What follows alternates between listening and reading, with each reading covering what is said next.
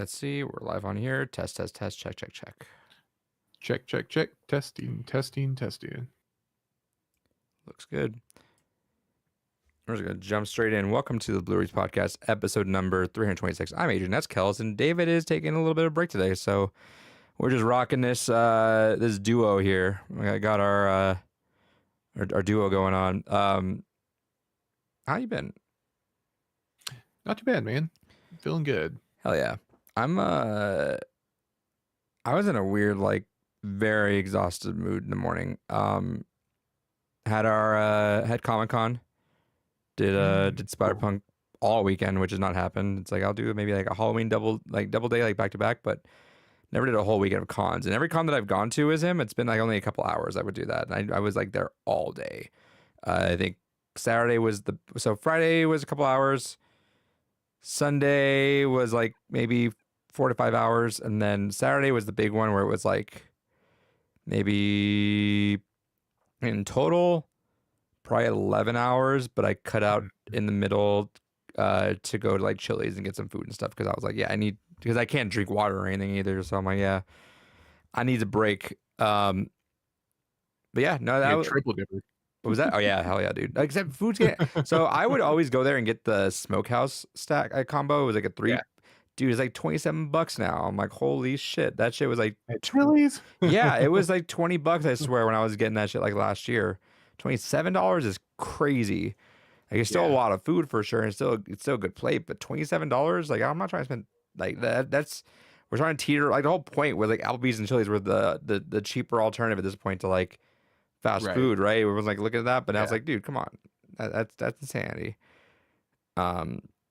Still went though, because at the end of the day, it's like paying that versus like paying like a convention center food or even like or or even like the food trucks. Which I mean, shout out to food trucks, but like sometimes those prices are like, yeah, no, I'm big pass.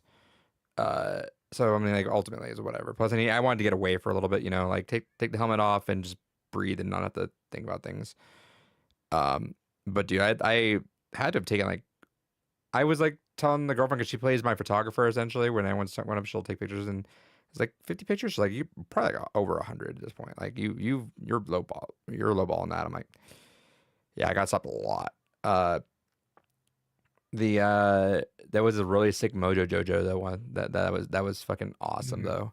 It lit up and everything, and then the guy had a net with the plushes of the Powerpuff Girls inside of it too.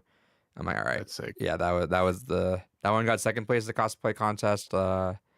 First was a Dalek, like a straight up just a Dalek that someone was inside just walking around in, which is fair. Did not get anything, but I learned. I think I know what I want to do next year, because I also don't feel bad about losing a cosplay contest because I'm technically, it's like not all my own creation, you know. I'm like whatever. Right. Granted, the Mojo Jojo was like pretty much a monkey costume, but I'm like whatever. But I'm like, so I'm thinking of like getting an actual guitar, custom painting it, and actively bringing like a mini amp on my side and like playing the Spider-Man theme song on the guitar as I'm roaming through. I'm like, all right, I think that's the next step to take with Spider-Punk, to see if I want to cause waves if I'm ever doing anything. Because everyone loves the costume though. Everyone's fine with it. Especially like, it's cool because obviously Spider-Man's super fun to see the different types of Spider-Man, right? But typically people just wear just a regular Spider-Man costume, like just the onesie, whatever. You get a couple variants here or there, like a Noir pops up a couple times. Saw Spider-Gwen Punk, which was cool. I think I saw like one or two other Spider-Punks. There was a handful of them. But it's always like, is the attention fun stuff? Yeah, I love taking pictures and stuff like that. But it's always cool with the kids. The kids get all excited, and I put the post up on Facebook, and like some of the parents reached out and said, my kids still won't stop talking about you. You were like his top celebrity there. And I'm like, all right, that's cool. Like, I'll do it for that if anything, but it drains my social battery. You don't really think about it, but like, oh boy, you're like wiped at that. I'm like, yeah, I don't know how people just do that. So yeah, like that was that, and luckily it was a 3-day weekend. So on Monday, I just sat on the couch and played Expedition 33 all day. Man, I'm so jealous of those people that get Martin Luther King or MLK Day off. Yeah, I'm so jealous. Yeah, every once in a while we need the extra little day off and a 3 days a week. I'm a firm believer in 3 day or 4 day week work weeks For sure. are Yeah. the what we should be doing. I think productivity will go up, but what am I? No one's listening to me. Yeah, so you went to Comic Con. I went to a card show because I told you and David about it a little bit. So I had like the best luck of my life the other day at the card Yeah. shop, and I pulled like the chase card for the first set for Riftbound. I pulled this bad bitch, this Are you little getting graded? signature. Yeah, so the whole idea was is like I pulled it Wednesday. I looked, and the Dallas Card Show, which is like a big card show So that goes wait, on. give me the story of when you pulled it. Like what was going on? How did that experience go? I needed to see this reaction or hear about it. Yeah, no, yeah, no, it was insane. Like, walked in with my buddy. He bought the 5 packs before it, and then there's 2 left. So like, well, fuck it. I guess I'll take the last 2. He cracks his. He gets a Does card that's like a you think he $90 feels bad? He's like, card. fuck, I should have got the rest of them. Well, there's a limit, so he wouldn't have been able to. Oh, okay. There's a 6 limit. He got 5 to leave me 2. Either way, there's no way he was getting that then. Right. So yeah. So I was cracking like he because I seen what he pulled first. Like, okay, that's sick. I thought like he may have gotten like the good stuff because he got like a $90 card out of his. So I opened mine and I instantly I just like screech, just like pterodactyl style, just like oh my fucking god. Because at first I thought so. There's 2 variants of this. There's this that has the signature on it, and then there's one without it, and that's just kind of like maybe $100 card. It's still something that you can sell, make money on. But and then I moved the card, seeing the signature, and I squawked again. It's like, oh my fucking god! Okay, the hits just keep coming. So yeah, there with all my buddies. That was really cool, really fun. Hell yeah. So I go to the card show to try to do a drop off grading because now I'm like, well, what the fuck? I don't want to have to pay for shipping, pay for the insurance for it, because like yeah, now I have to pay like the top dollar for the insurance. The grading's the same way. You have to like pay the top grading price for it and for the insurance, blah blah blah. So like, all right, if I can just do an in-person drop off, so I can cut out a whole lot of the Hell fees yeah. in between, I can just pay it flat. Show up, they're sold out of it. So wasn't able to do that. So You're like, now I fuck still these got plebeians. They're all cheaper cards. This is the card that we need to matter. right. Well, I say that, but there's sports cards there that are like 6 digits. Okay, never mind. Yeah, like I don't understand. Someone sports there card had some cheap economy, ass but- card. Right, exactly. Bump one of them out, put me there, we're good to go. Exactly. But I'm starting to assume it's one of those things where like, because it goes Thursday through Sunday, Thursday and Friday are like the early days, and Saturday, Sunday, like Saturday and Friday is like the big days. So I'm assuming it's one of those things like I have to get there early. Like I just have to beat everyone, get there fast, do it quick. Because even if they But, don't matter, you are saving money on it regardless, and a good amount. Right. Exactly. But regardless, it was really cool. It was really cool just see what was all on display, see what was going on. I bought a few cards I was needed that I had just happened upon, so that was cool. But it's so insane. Like people are like massively dumping their Pokemon cards and just and going full into like One Piece. Like there's so many like big Pokemon stands that was like maybe like a God. quarter, and then That like has to mostly suck One Piece so- now. Has to suck so bad to be like a fan of that before all this, you know? You're like, motherfucker. Right. Well, One Piece is already like notoriously hard to get just because people buy the shit out of it and it's kind of like low allocation on product. Supposedly it like and it comes in waves sort of situation. Okay. The distribution from Bandai in Japan is like kind of weird with it. So there's already issues getting the product at times, and now like Logan Paul and everyone driving the scalping to One Piece now is kind of just So making it way annoying. worse. Yeah. So annoying. Yeah. So I mean, I don't know. It's kind of insane because like with Pokemon, at least it's like alt arts, but with like One Piece right now, like promos are going through the roof, which is kind of insane. Like stuff Yeah. that should be like widely available with like a box that you just buy at your pre-release. Right. That's annoying. Yep, super annoying. Super annoying. But it was just crazy to see in person. Just like, wow, there's so much One Piece here, and I guarantee you this would not have been like this like a year ago. Right. Like, sure, you can make money off of like certain cards, like prize card, but now it's like, no, like any card that was like $20 is now $100 card type of situation. That's annoying. Yeah, I would. Yeah, That sucks. yeah. Fucking scalpers, dude. Get a I job. know, right? For real. Get a real job, dork. Honestly, right? That I don't know if you listened to back then, but back during COVID, I was playing the because I was really good at getting like consoles. Remember during COVID how fucking hard it Yeah. was even getting Switches? Hmm. I don't know. I had God gave me the power just to buy consoles, so I bought a bunch and I would just sell them at base, whatever I got for them. Yeah. I would just sell them. The only the only funky one was I forget if it went through or not. Was this I saw on Facebook Marketplace something this girl was selling a bunch of Switch games for cheap. I'm like, cool. I bought them. And I was as I like as we like exchanging money. We're like, all right, deal, done deal. It's like, so what? Why did you get rid of them for so cheap? She's like, oh, my Switch got stolen. I was like, oh, are you looking for another one? She's like, I can't find any of them anywhere. I have them here. I was like, I forget if I don't think I did. I forget if I like sold the games back to her at that price or not. I forget what it was, but I was like, oh, there's I have one of those there too. Whatever. Um, which would have been weird, but I think she was like, I think if I kept them, she was like, yeah, no, keep the games. Like, damn, like this that like I made the sale to you already, but that would Right. have been a little awkward. But yeah, yeah, because fuck scalpers. Like I get it if you have like something and it's like goes for a little bit pricier later on or something or whatever, because times be tough. But like selling out something is fucking annoying. It's so Yeah, like my issue, like I have no issue if you like buy something just to sit on it and just kind of hold on to it. But whenever you're buying like five, six, seven, yeah, whenever you're like setting up bots to do it, whenever you're yeah.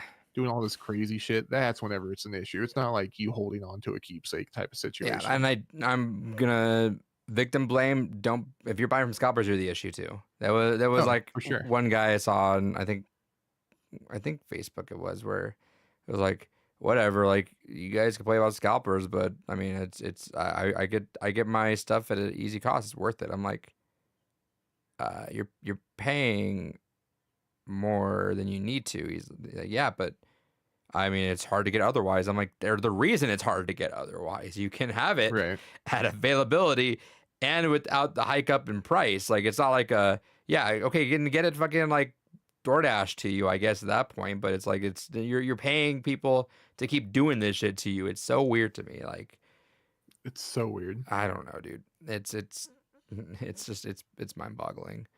Um, did you get anything at the? We could jump into it, I guess. Did you get anything at the convention? I did. I don't have them with me. I got some slabs for my or some. They're like cases that you put on graded cards. Those are really cool. Mhm. Got them for pretty cheap too because I bought a bunch in bulk. But yeah, nothing else too big because I mean I was just kind of bummed out after I Yeah. couldn't get my shit done there. So I just kind of like I paid the entry fee, so I had to go look around. Did I think I you? bought like one other card, but Would you nothing keep too it in big. to make sure it was safe and like I would protect that shit with my life for that point. Like, Yeah, so I just had it in a top loader, but I had it in a box like in my backpack, and I literally just had my backpack on me like at all you just times. put it in my pocket. Yeah, I just kind of had it like just pulled out my pants or something. Yeah, here you go. Yeah. Keep it Uh, in my booby pocket. yeah. No, if you pay the entry fee at that point, you might as well just look around. Yeah, you might as well. You gotta do something. Absolutely. But yeah, so after that, went and grabbed some In and Out, Oop. made a little thing out of it, Let's see. Hold on. headed back home. There I am. I gotta fix that cord I keep tapping. Nice. You get anything else then, or is that Nah, that's about it. okay? I My have a highlights. The card. I have a handful of things. I think. Oh nope, there it is. Okay. Uh, this is nothing worthwhile until I tell you the like smallest story ever. I thought it was kind of funny. I was taking pictures left and right, like I was doing it, whatever. And then Yeah. one girl goes, "Hey, is it like too weird to say? Can I give you like $1?" I was like, sure, I guess. Like I've never gotten paid for those pictures. Like, she's like, yeah, I feel like it's fair. Like if you guys like do all this effort for the costume and like we take pictures with it, I'm like, cool, like whatever. And I was like, cool. I was like, I made money, and the girlfriend's like, no, you spent money still. This costume's still expensive. I'm like, nah, I made money. I'm making a profit. But I had this dollar in there, and as we're going around, and I unless I wanted it, I wait until day 3 of the event because it'll probably be a little bit cheaper if it's still around, right? It's like, all right, cool, good way to like stop my impulse buying. Also, there was nothing like I was like dying to get actually. Like usually at a convention, I'm like, there's something like, oh, I want that so bad. Like no, I was kind of like, actually, let me grab this. I was actually like struggling a little bit to like spend money. I was like, I know I want to get stuff, but I don't know. I don't really. I'm not like die hard on anything really. There's like one thing I actually really wanted. I bought right away when I saw it, but uh, yeah. But anyway, I was walking to his booth and I saw this little plushie. I'm like, oh, look at that. And the guy's like, oh, it's like $1. I'm like, oh, you don't say. Pulled this thing out. This weird looking Ant-Man thing, dude. I'm like, hell yeah, for $1, hell yeah. Um, Speaking of that, there was a plushie booth that was selling these, and they were like $33. And then last day, she's like, oh, $10 off each of them. I'm like, cool. Instant bought that. So Slender Man, it's the Nice. easiest plushie in the world to make, but you know, whatever. Right. Let's see. I guess I'll give some shout outs here. You tap the cord, dude. Ah, man, I keep knocking this. Stop. I'm brighter on this side. I don't like it. Yeah. I need to. Let's see. I need to move that cable or at least reposition it or something. Oh, Got stopped literally as we're like on our way. We're like, all right, cool. And this guy like waved me down. I was like, hey, you guys come over here. I'm like, all right, whatever. And he sold me on some stuff. He sold me on some comics. So he sold me on like on this thing called Grace. Where I guess it's about this girl. It gives me why am I blanking on it? What's the other Ace Attorney game that's made by that guy with the murder? It got remade on Switch again. You know what I'm talking about? Where I do, but oh, fuck, I'm the wrong person to remember that name. mother. I'm gonna. It's like literally right there. I'm. Let's see. Right, creator.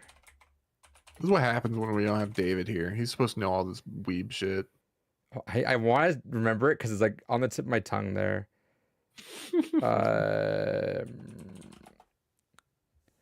Let's see. Motherfucker, you're just giving me Phoenix right now. Motherfucker,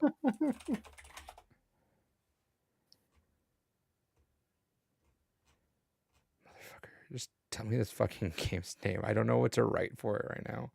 It's so stupid.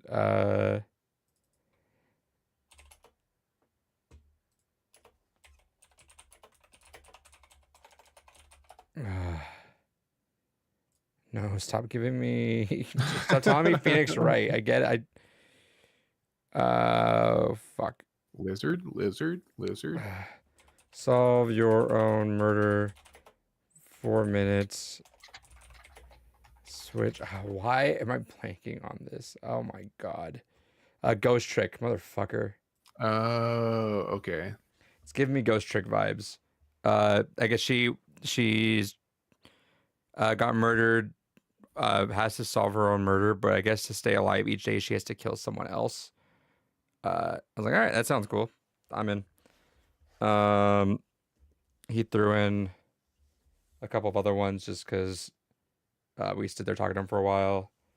And then, funny enough, I happened to mention I'm a teacher, and then he goes, "Oh, cool! Here's this exact book about an English teacher who, it's called Summers, Weekends, Nights, and Holidays, where everything that could happen bad to a teacher happens." I'm like, "Okay, cool, sold." Don't have to say anything else. Like I'm sold. That's gonna give you nightmares, man. Right. You have to watch a cartoon after. I saw this. I told the guy if it's still there, day 3, I'll buy it, and it will last. It was here day 3, so I bought it. He saved it for you. It was gone for a while, actually. It's Yeah, he Poncho. probably put it underneath the fucking table for you. That's sick. Yeah. Carnage, Venom. Where's Toxin? Their love child. I don't know. But it They looked have a cool. love child. Let's see. This was the only thing I instant bought day 1 when I saw it. It was like this fuzzy looking Fake Coco for like $20. Hell yeah. These fuzzy looking ones are always funny to me. Saw this the last day. Thought this was kind of funny too. It's like a Pokeball, but like they're Pokemon Fake Coco. themed. Yeah. Yeah. But there were two things I wanted specifically when I were there. There were two signatures I wanted. I really wanted to get Yuri Lowenthal, but I don't. He's cool. I saw his panel. His panel was really great. I asked a question. Well, what are You each? Of got your copy of Spider-Man signed. I don't have a copy of Spider-Man. I sold it. Dude, I was you like, went and bought one. yeah, I was thinking about it. I was like, I should go look for a used copy, but Yeah. I don't think I had time. Like, whatever. I'm not. I like Spider-Man 2 more than 1. Funny enough, because I think Spider-Man 1 just has a lot of bloat. I think there's like the whole third act I think is like unnecessary. I remember like, and like I did to myself, right? Because I was like playing it to completion. Bro. I love the whole fight with the Sinister 5 or whatever it is. No, they were cool. I think the part that I started to like get like, all right, this is dragging was when they took over the city and it was like all those like bots flying around everywhere. Oh yeah. I'm like, all right, we can wrap this game up like now. Pestilence City or whatever. Yeah. We could have wrapped it up. But I like 2 more than 1, and 2 was still expensive everywhere. Otherwise, I probably would have grabbed that one. Give him a copy of Miles Morales sign. That would have been funny. Hell yeah, Trey 50. I did so I wanted to get him, but I was like, I didn't know what to sign. But I did go to his panel. I asked them like what villain stands out to you the most? Like which one do you like the most? A lot of them were on Doc Ock because of that personal connection to him. Like specifically from the games? Yeah, from Spider-Man general, because there was because he was there. The voice actress for Penny Parker was there. Yeah. There was a writer for Spider-Man somewhere there. I forget what the other person was, if there was someone else. The voice actress for Penny Parker is so out of the loop with anything MCU Spider-Man related. Oh yeah, she's like completely untapped. Yeah, so she was like, yeah, I don't know any of the Tom Holland stuff, and they're like, oh yeah, is it Kimiko something? Yeah, I forget. I forget. But yeah, they were like, oh yeah, you should watch them. And the third one has all the Spider-Man in it. Kimiko Glenn. And the third one has all Spider-Man in it. And she's like, oh really? I'm like, how do you not know that? Like, I feel like that's interesting. Yeah, she's just a actress. Yeah. But then if you go out there for like convention stuff too, though, like, you know what I mean? Like, I'm like, well, you have to be somewhat tapped in at some point. But hey, what do I know? Paycheck, man. Yeah. Sure. But there were 2 people there that had signatures available. I'll give the one that I was fanboying out about the most afterwards. But to get this one, I like that I had this. Got Xander Mobus to sign my nice Persona 5 mask. Super cool guy. I didn't really talk to him too much. Just super quick, like a couple words. I'm like, yeah. I mean, because the 2 things that are most iconic to me for him are Persona, where he has about 4 lines, and I said, hey, you killed whatever. You didn't have that many lines, Persona 5, but you killed every single one of them. Right. And then I told him, I was like, I hear your voice a lot though, because I hear a lot of Smash Bros constantly around me, and I hear your name, or you yelling everyone's name everywhere. Is it like him voicing it? He voiced the ones that say like, yeah, Joker, Mario, whatever. Yeah. He's the one that in there, yeah. So he announces his own character's voice in there, or his own character in there, which is funny. That's cool. But this one, to add on to something that I was always very proud of, Jeff Steitmeyer, the announcer for Halo in the multiplayer, was there. Hell yeah! So I've added him to the collection of names. Nice. Told him who does Sergeant Johnson? Who voices Sergeant Johnson? Is it Keith David? That's Arbiter, isn't it? Oh yeah, that is Arbiter. So I told him like the Arbiter is David Scully. Scully. Yeah, so told him that Keith David's on the list, and then David Scully. If I can just get all of them on it, then that's good. And he was laughing. He's like, all right, as soon as you told me you're gonna have that, he was like, I was about ready to like slap it with this, but I'll leave you some room on there for the other guys. I'm like, thank you. Same thing with the comedy. He's like, I was like, this is a copy that I skipped school for, and he also was like, you've kept really good care of this. I'm like, absolutely, dude.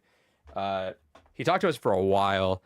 Actually, that was funny because we were in line, right? And he was cool to talk to for anyone for like, I think we talked for like 5 or 10 minutes, honestly, just about random stuff on with Halo.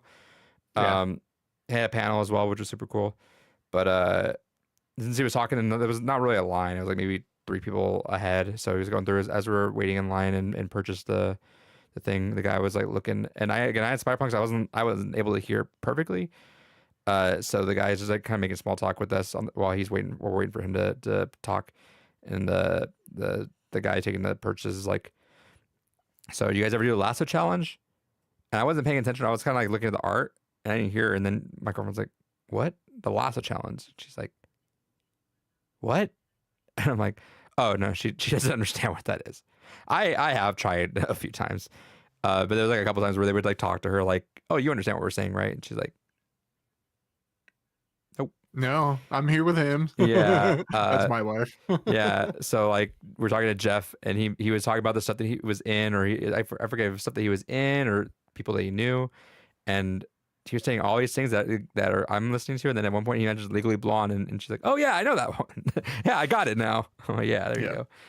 Yeah, it was funny. Whenever we went and I got my Giancarlo Esposito signature, right next to him was Jason Isaacs, Okay. and that's Malfoy, Yeah. Lucius Malfoy. But he also does Grand Inquisitor for Star Wars Clone or Rebels. Mhm. And that's why I was like, "Oh, he's in Star Wars too." She goes, "No, he's Harry Potter." I'm like, "You're right. You're Well, right. now he's My kind of a bad." dick. Now he's kind of a dick. But yeah, Unfortunately. no, it was it's super interesting going to a con with your spouse, isn't it? Yeah. No, she. Because sometimes their fandoms do like intersect in very weird ways Well, with no, ours. that's what I said at the panel for Chief and Cortana and Snake for David Hayter was she had no idea about any of them, right? She knows Halo just by me, and like I have Yeah. no Metal Gear knowledge, but David Hayter was talking about, oh, I've done Warrior Nun, and she's like, oh, yeah, all right, I'm in now, I get it. Uh, so yeah, no, but this is her third convention now, just due to me, and she was telling because she was doing she did a tarot reading there while she was there, and we are talking about that, just making small talk while they were shuffling the deck, and she was mentioning, she's like, I had no idea what any of these were. She's like, all of my knowledge about Comic Cons were from like Supernatural. And she's like, I don't know what's going on, but she didn't know that there were a lot of it's arts and crafts too. Like it's not just Yeah. pure. It hasn't been for a long time. It's not just pure comic book the way you see it. It's like there's a lot of stuff in there. It's Yeah. a lot of just games and TV and movies. It's like Comic Con's not been just solely comics in a long time. And you'll be hard pressed to find just comic stuff, honestly. For sure. There's Yeah, like one of our big ones is coming up here in the next few months. I need to start scoping out who's going to be there. But I think one of them, like, there's going to be some Persona voice actors. I really want to try to get my Persona 5 like filled up with the party members. I think that'd be cool. if I can get that mask actually signed fully with the cast, that'd be kind of sick. That would be sick. Let me know when it is. I kind of want to make a little bit of rounds. I didn't realize how much fun it was. Just kind of just like putting the cosplay on and just making everyone's like day with just little things like that. And I'm like, yeah, you know what? That's actually kind of worth striving for me. So if there's someone that's big on my list of stuff that I want to get signed, I might hit that one up. We'll see. And then I did run her by the idea of we all do a Doomsday meetup with the preface of like, yeah, but he and I are gonna meet up first so we can watch the movie and not get spoiled. And no, she's down, so we want to plan that out. I'm totally down. Yeah, I don't know what David's on about, but no, we got to see that like release day. I'm Like, not that's getting my thing. spoiled. I want to. Yeah. No, I'm not getting spoiled, and I want to be there with like that crowd that's seeing it for The the one first that time. like we were all like, holy shit, like that exact. Yeah, I want to be there with a crowd whenever Cat picks Mjolnir up, or, that type of situation. When Captain Carter picks up Mjolnir, Right. probably. Yeah, I know, dude. I'll never like, dude, like being with the opening crowd when the first reactions hit and like you have no idea, right? Those are the moments that like I'll do the applause when Thor rolls up in Wakanda Infinity War, dude, like that lives rent free in my head just as a moment in time. I recorded the reactions to when Andrew Garfield comes through the portal in No Way Home. I recorded like because I was watching for a second time, like, all right, cool. I'm gonna know when to pull the audio recording out. Yeah, my whole theater clapped whenever Daredevil came on in No Way Home. Yeah. I love audience reactions like that, dude. Like, hell yeah, inject that shit in my veins. But yeah, I'm absolutely like I will die if I end up having that spoiled like at all. So I'm there like first viewing ASAP. Good. But yeah, well, we're down for that. And then yeah, if there's hit me with that list of guests whenever you get that, because I'm down to start traveling a little bit to do some stuff, make some adjustments. Yeah. Um, but yeah, those are my things. Fun time. There was actually this podcast group came down and uh they were hustling. You could tell. Like shout outs to the Rebellion 5 on YouTube. There you go. There's a plug. Um, they have like 2,000 some subscribers. Kind of a small channel, but they had their own little booth there. They were there for I guess about a day or two. Um, but as we were walking around on Saturday, they waved me and the girlfriend down, and they have us do trivia. And I was like, it's funny because we've been playing a lot of trivia, like these like YouTube videos where we'll do like these like just random trivia challenges. So we've been kind of warming up a little bit on that. But you asked me like under pressure to do trivia, I'll forget everything I ever learned in my entire life. So they're like, hey, just do this. They're like, hey, Spiderpunk, you know your comics, right? I'm like, I don't, not well enough for you to be telling me this. And they had like they had movies and anime. I was like, give me the movies one. I'll probably feel more confident with that. Like, no, you're gonna do comics. I'm like, I don't want to do comics. Like, nah, I'm not gonna know comics. They're like, no, we're gonna trust you. I'm like, motherfucker. All right, whatever. Let's try it. And luckily, they were mostly softballs. I think I missed. Right. I missed Brainiac and Killmonger.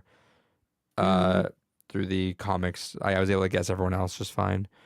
But I mean, like, it takes my brain's like on overdrive whenever that happens. So like, he showed me the thing, and even my brain like hesitated, like, the thing. But then the girlfriend, she popped out on the movies when she was like, oh, okay, cool, knocked out, boom, boom, boom. But anyway, they waved us down. They were just there to promote their podcast, but they had a panel, and I felt bad because it was in their panel layout for the convention is a little funky. It's like the main big theater on the third floor gets like the big ones, obviously.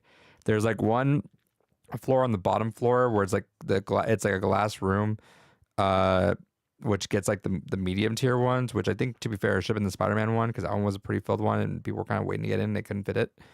But then there's like a room down the hall a little bit that was the last room, and that one's hard to find. You gotta like walk out of your way to get to that room.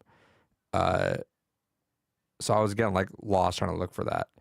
But uh, they only had total, including me and the girlfriend, maybe like 5, maybe like 8 or 9 people show up, which is still not that bad. I'm probably still overguessing a little bit, but ironically enough, even though it was not that many people, I kind of liked that because it was good for what they were doing. They did this. They also didn't label their panel very well. They labeled their panel like the Rebellion 5. Tell me I'm wrong or something, and you don't really know what that is. But what there was they I guess they like to get in like debates on their podcast, and this one was they put Batman on trial. You know, Batman's like, you know, Bruce. They put Bruce Wayne on trial. You know, he's Batman. Like, this has now been public knowledge, and they put him out for three crimes, which was like child endangerment, something, and like reckless endangerment of a child or something like that, or child abuse. It was child abuse, reckless endangerment of a child, and I forget what the middle one was. But essentially, they played the court, they played the judge, they played the prosecutor and defendant, and they had to make their arguments, and the jury was the audience, and we got to like question everyone and do that. And it was super. It was a super fun one. Like it was cool. They actually recorded. I hope I could find it online, but we were like making just comments at them, kind of keeping them on their toes, right? Like we would kind of like almost heckle them a little bit in a fun way, like yeah, it was super fun. I like the defendant who was defending Bruce Wayne. He had the Black Panther necklace. I'm like, hi, is it there's no predetermined bias for you sporting another superhero's necklace on you, is there? He just started cracking. I'm like, nope. Ignore that. This is purely unbiased. We're keeping away from that. But we would just start getting at him, dude. It was really funny. They'd have pictures they printed out of like just different things. So um they for child abuse, they printed out that meme where it was Batman slapping Robin. They said, "Look, does this look like child abuse to you?" It was Red-handed. yeah. So it was funny. Shout out to them. Super cool group. I had a really good time with that. I was trying to drum some support with it last second, but I was so busy and just moving around everywhere that I didn't get to. And also, if everyone knows, convention connections are the worst. Like your phone's like fighting to send a message sometimes in Yep. those areas. I did run into a few of my students, which was kind of funny. They all recognize me because they can see the costumes. Like they've seen it a few times. Like I wear it to work for like Halloween or something, so they'll recognize that and they'll yell me out there. That was funny, but I didn't. There was one guy who came up for a picture with me, and a friend of mine who not super close to, but just know of pretty well, didn't know that I did that. So we were looking at something, and he was like, "Oh yeah, it's cool. It's Spider-Punk." I was like, I kind of recognize that voice. And I look over, I see him like, "Oh hey, what's up?" He looked at me, he's like, "Oh, Adrian, that's you?" I was like, "Oh, yeah, that's me, man. What's up?" Yeah. Conventions are pretty fun. Good times. Cool stuff. But over the convention stuff, what'd you play? Yeah, so I'm really boring. I've just been playing a ton of Arc Raiders. I need to finish E33 and get on that already. I need to quit playing Arc Raiders and play Yeah. and finish up E33. So let me tell you, brother. All right. Hold on. I'm just gonna. All right. Expedition fucking 33, dude. Holy shit. I am in the I'm kind of in the cleaning up things as I can. My character's around level 83 or 84. Sheesh. I just beat that snake in the sky. Oh yeah. Got through with that motherfucker. Beat that thing in the water a while back. There's still shit that's hard, which is Yeah. I don't want to spoil a future fight for you, but there is a fight that I didn't think was that bad because there's this one spot in the map where you go there, you got to beat 4 bosses to access the final boss. And I'm like, all right, whatever. And I'm going through the bosses just fine. Like, it's not the worst thing in the world. Like, I think I need to continue on 1, maybe 2 of them. And I'm like, all right, that's fine. It's like the Persona thing, right? It's like you fight like a demigod, a little underling, and then like after you beat like the 4 little dudes, then it's all of a sudden, all right, well now you're gonna go murder the god of death and like terrorism or some shit. And brother, this isn't even the god of death. This is like not even. Yeah. But to be fair, it might be because I was a little worried. So I got through this part, right? Cool. And they said, all right, access to them is open. I'm like, cool. And I go up to the door and it asks you 3 fucking times if you're sure you want to do this. Sure? I'm like, all right. When it asks you the first time, I'm like, all right, whatever. Yeah, cool. Are you sure? Yes.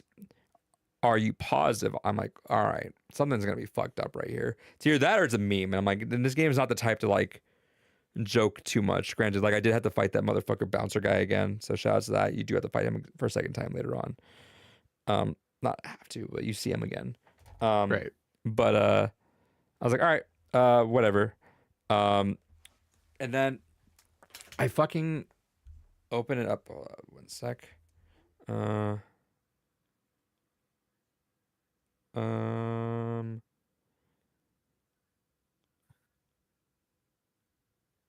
So I get to it, and it's a character that it's not like some random ass character. Like it's a character that is of story. So this fight's a fucking nightmare.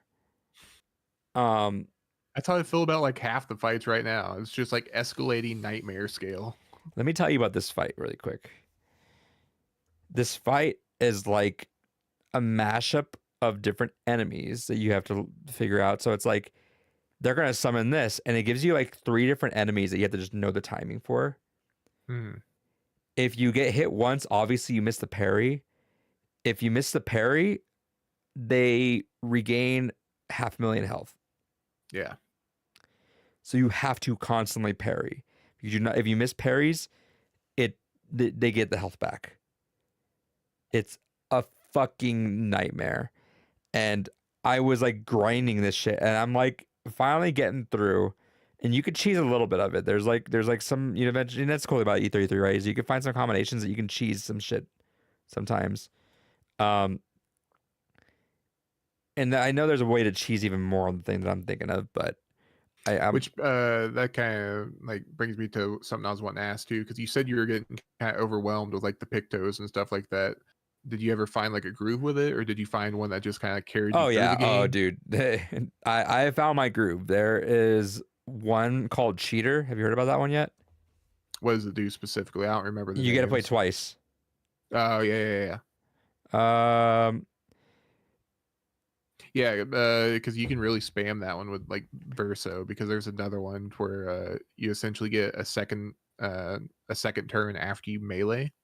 yeah, yep. This one just straight up lets you just do whatever Yeah. for a second turn. So the strat is hit him with a small fire, then hit with the whatever blade to go to virtuos stand Hmm. immediately turn one, and then Lune goes up, hit them with an ice, so you get to level 9 or you get 9 AP, and then you hit them with a hell to inflict extreme fire damage on everyone. Again, turn one. I just need to hit Monoko with some extra AP at the start because his current weapon starts you on Almighty, and Hmm. if I can, he starts at 7 AP. If I can get him to 9 AP by turn one, I could hit them also with extreme fire for all enemies. So that's the strat currently. The unfortunate thing is it doesn't fucking matter with her because if you can't parry, doesn't matter. Like Right. it's gonna get null and void everywhere, and you can be doing like I can on I do like that the game has a balance though. It realizes that there are mechanics that are broken, but it has it there are skill checks in between it, right? there are, but I've heard of this like one strat that you can get like 13 million damage with this one busted strat that I'm like I need Oh yeah, you can pretty much one shot anything with Mael with like the right virtuoso build. and hitting with that her level 3 gradient And you said just yeah, you just have to fucking get the sword too from yeah the old Gestrel village. yeah you just knock that shit out and it's fucking just swept. But yeah, no, with her it's been a pain. I was like trekking through last night, finally figured out a little bit of a groove. But you know how E33 is, right? It's like it definitely loves its boss phases and changes things up halfway through. So sure enough, and once you get to 50% health on them, they give you all different sets of enemies. And somehow the music gets more intense. Yeah, it's different, more intense, and then these enemies are like the fast mover ones. So it's like motherfucker, Yeah. you. So I don't know. I don't know if the game lets you play after you finish the final boss. I don't know, which is unfortunate because I don't want to beat it From without from this. what I'm aware of, it does. Okay. If it Because does, I've been told, because I've had that same worry too. That's why, like, for the longest time, I just got stuck doing the open world stuff. uh-huh. Because I know like the game's so only supposed to be around 30 hours, and I've watched the time tick up. I'm like, oh, I'm getting close. But Yeah. from what I've been told, you can finish the game and then essentially clean up anything that you've. Yeah, I might even just Been- go and finish the game and then just keep a save down there just in case. Because But I have noticed there is some weird side stuff that is kind of time gated. Just like so early in the game, there's a character that if you talk to another character as that character, you get something, but that character is not always there. So if you go back and try to talk to him, that do you you know what you're miss talking the about? Because whole. I would know at this point.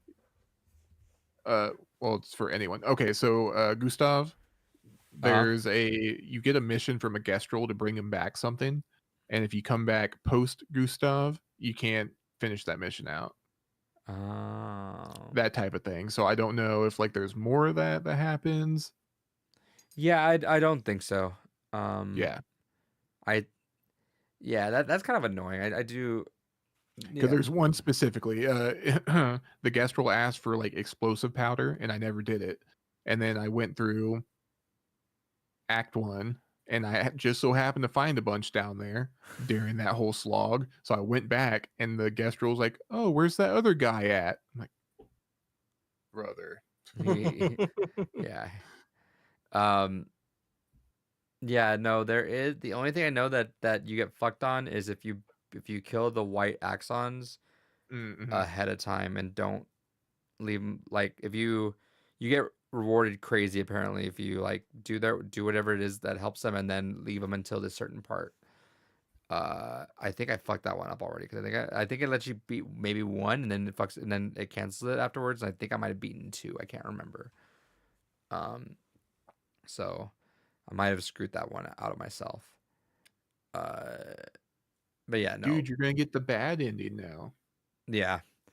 I do want to just complete it just to be done with it and not get spoiled with it, right? Because I'm like right there. Right? It's like it tells like I can go straight to the ending right now if I want, obviously, but I'm cleaning things up and there's still Oh, stuff fucking me up. Jesus.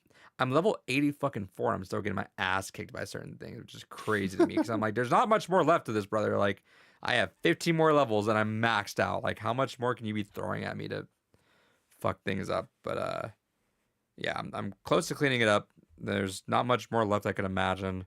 But I Now mean, it's time to kill God. yeah, but I again I say that and there's at least like one spot that still says danger, and again I'm like 80 fucking 4. I'm like, good lord, dude. Um, I the girlfriend came in, she's like, "Are you almost done?" I'm like, "No." Didn't even say like, "Yeah, I can be." I'm like, I just no, because I was in the middle of a fight, and I'm like, getting my ass Please handed leave to me me. alone. I'm gonna yell. Yeah, like that shit, and and especially that the fight that I'm telling you, like you cannot stop because again you have to hit every parry. If you miss a parry, Yeah. you lose out on like 2 or 3 turns worth of like damage because like on a good turn I can maybe hit down about 300 to 400k. Uh, and she's got high speeds, which she'll hit you twice in a row, and if you miss all those, it's like, dude, shit's rough. And the thing is, it doesn't just trigger like a part two. If you drop back, like let's say you get down to like 45% health, and let's say you just miss a couple because these are all new enemies you've not been, it sends you back up to the old enemies. So like Hell 51 yeah. health and up, you're fighting the first wave, like 50 and down, you're fighting the second wave, and like you're having to like constantly fight. All right, and then you get frustrated because you're like now you're trying to get used to the new timing, get back to the old Start getting timing. tilted. Yeah, and you get fucked there, and then they add shields on her if you start getting missed on that. So I'm like, good lord, dude. Uh, it makes sense that it was like, hey, some fucked up's about to happen right now. So I'm thinking that's probably the toughest battle the way it was treating it like that because everything else it doesn't is not been that way. But again, I'm still hit danger somewhere though, so I don't know. Yeah. Maybe not. I do gotta do one more sweep of the game though, just because I did not get that power where you could break the rocks until late. Unfortunately, I was not finding those Mm-hmm. lost just rolls. But I have it now, and I was kind of going through, and there was a couple things I missed, but it is what it is. Like I'm kind of ready to be done with it though too. I spent a lot of time on it. I had a lot of fun with it. Ready to just kind of go into that next phase of like watching The closure. watching reactions again, like little theory crafting videos of like what's going on or what's next for these guys. Well, I Um, mean, also like there's a big chance that you get hit with something too. yeah. So I'm because again I've dodged everything. I don't know how I dodged all the Act One stuff somehow, some way. Uh, you would think too because they use that image of that character a lot in Right. promotion or even like people just talk about it on Twitter and just no one said a single thing on there. Uh, so shout outs to that. Oh, forgot to mention this actually. A cool addition I had to my Spider-Punk costume. I have this plushie that I have for Stray, and I decided that since I can't use my real cat, I end up throwing the helmet on this Nice. guy. Uh, big hit with people. They all like that, so cool, good stuff. But yeah, it's been E33. Uh, I'm trying to get the shake of the rust off with Smash again, so I can start coaching competently again. And it means I kind of just sit there and just play online, which I hate. Uh, until I get better. I don't know. I'm also trying to. I also when I get bored, I try to get other characters into Elite Smash because they let the esports kids play the switches, and good lord, dude, some of them just lose so much, and the score is so low, and it takes hours of winning just to get back up to like where you need to be. It's like you know, let your kid brother just like play on your real account. And you're like, what the fuck? How did you just drop out of like grandmaster into like silver? Like what did you do? Um, I to get an elite smash, I think at the time it was like 13 million. Someone was playing Game and Watch. I don't know what they were doing with the controller, but they dropped it down to 2 million, and it's like, holy shit, dude. Um, yeah, so I got Jigglypuff into Smash. I'm just doing all low tier characters 'cause I think it's kind of funny just getting them eventually in there. Uh, I did almost have them legitimately, and then I played a Fox who kicked my ass about 8 times in a row, and I lost all that points. And then luckily I got my get back because some Joker played me 8 times in a row, and I won each time, and I got that. So like hell yeah, I got my run back. Um, yeah, just a little bit of those games. So hopefully I wrap E33 soon. I do want to hop on Arc Rares as I can, or until hopefully this fad doesn't end because I would love to. Um, have the students playing What Remains of Edith Finch. Oh, nice. Yeah, so we're doing a whole unit on that. They just because you played it obviously, right? Yeah. They just got done with Calvin's story, which is apparently I guess that's the one they all know.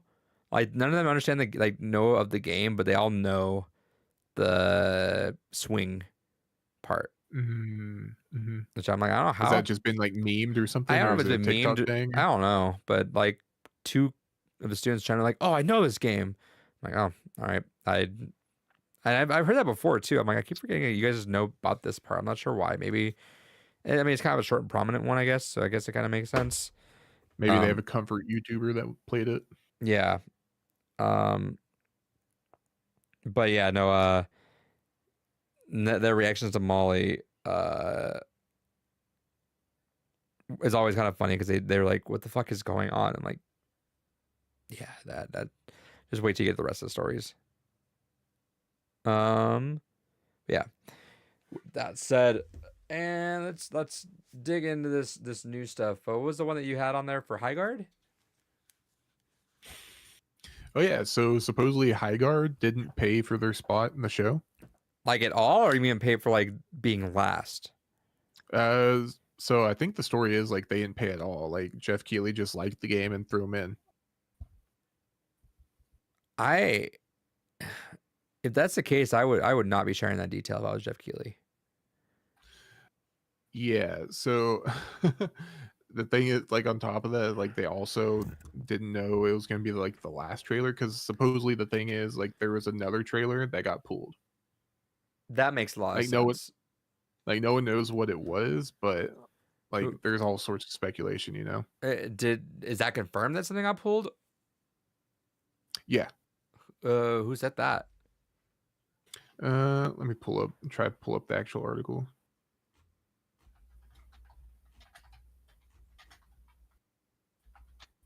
Interesting. Because the first thing I thought was like, well, what the fuck got pulled? Right. And maybe they just needed something to fill that spot, and because no one else purchased that spot. A report from Forbes confirmed that it didn't pay for the spot at all, despite other developers paying six-figure sums just to get a 60-second trailer into the show.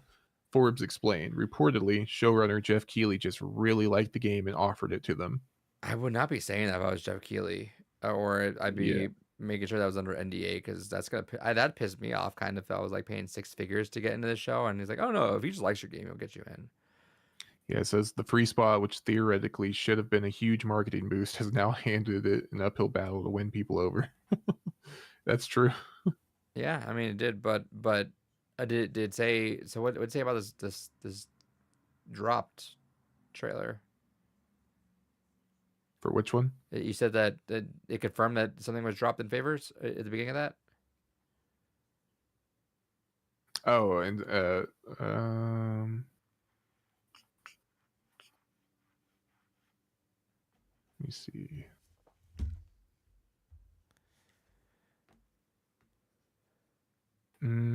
looks like that's going to be a different article. Let's see this one.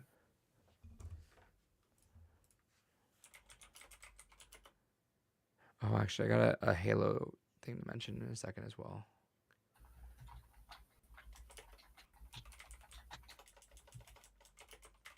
I've seen people instantly be like, "Was it Half-Life 3?" Yeah, because they're all trying to guessing that was happening.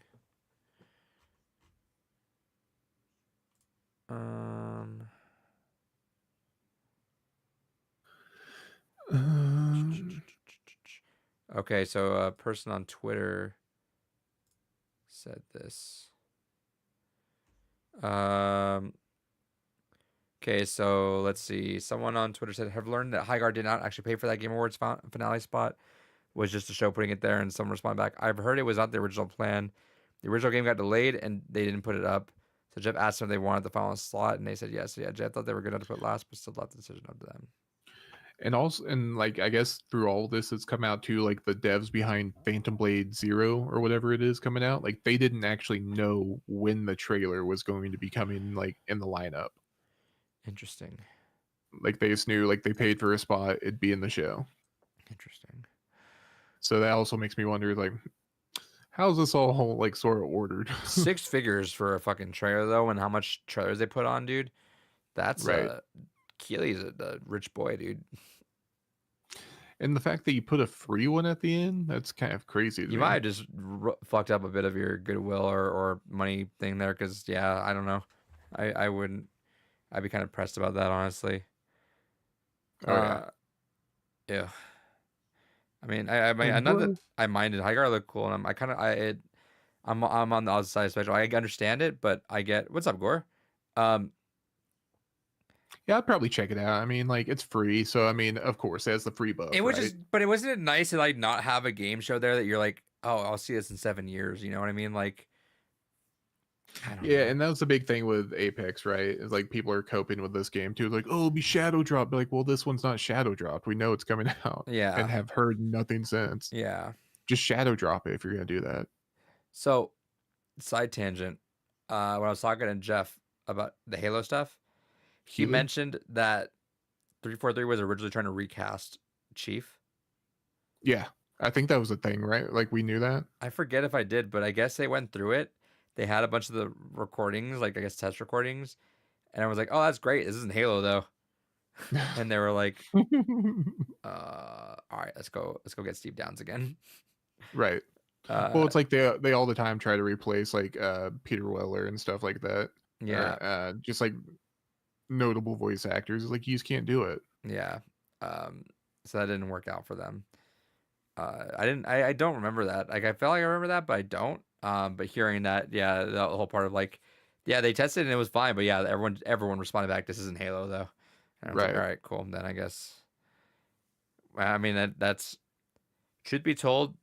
If I haven't seen enough of it, but if they did the Halo series again and kept the helmet on and just used Steve Downs as the voice on that, I think you're fine. But Steve Downs is getting old though, so I don't know how far. I don't know. You see his cheeks too, so. You want to take that out? Yeah, the silver timeline. About having sex with the prisoner of war. That's totally something Steve Downs would be doing. I can't believe that all happened. Hey, someone paid for it, right? Unfortunately, dude. Think someone had like, what was it on Paramount Plus? Someone had that just for Halo at one point. I remember how that show was like always. It was like Halo movie or Halo show was like always in speculation for so many years and like trying to get on the ground. Like Steven Spielberg was attached to it for like the longest time. Yeah, but now it doesn't matter if he's attached to it because like who cares? He's not been doing amazing stuff anymore. The Fableman, wasn't the Fableman like Oscar nominated? But what about the ones prior though? Like, isn't he? Am I going crazy on that? Because I swear. Oh, you mean like Jurassic Park? Well, yeah. But look. Yeah, I get what you're saying. I'm just fucking with you. No, fuck you. I'm gonna back myself up on here because there's gonna be someone on here. Like, The Post was cool. You didn't love the BFG? I'm a huge fan of the Oh yeah, BFG. dude. I actually that's one of my cult favorites. Ready Player One was well, it was all right. It was like, yeah, it had a bunch of cameos. Oh, War of the Worlds, the good one that came out recently, right? No, yeah, the I actual. need to good watch one. that one. I still West Side Story, yeah. Gore, as a connoisseur of bad movies, is War of the Worlds worth watching, or is that like not a good bad movie? I've been thinking about watching that recently. I think it's just bad, right? It's not like a good bad. Fuck yeah. He said Never mind. fire, It's yeah. good bad. All All right. right. You got to watch it now. I'm in the mood for a bad movie. Just like, You can't teach a film class and not watch bad movies. nah, the movie is hilarious. Hell yeah. Maybe I do. I made my students watch Moonfall. And it's just all the time. It's like we didn't even finish the movie, but it's just all of it was just like when they just everyone every like 10 or 15 minutes, someone trying to know what the hell is going on right now. 'Cause Yeah. fucking That was me watching The Housemaid the other day. The movie's fucking crazy, dude.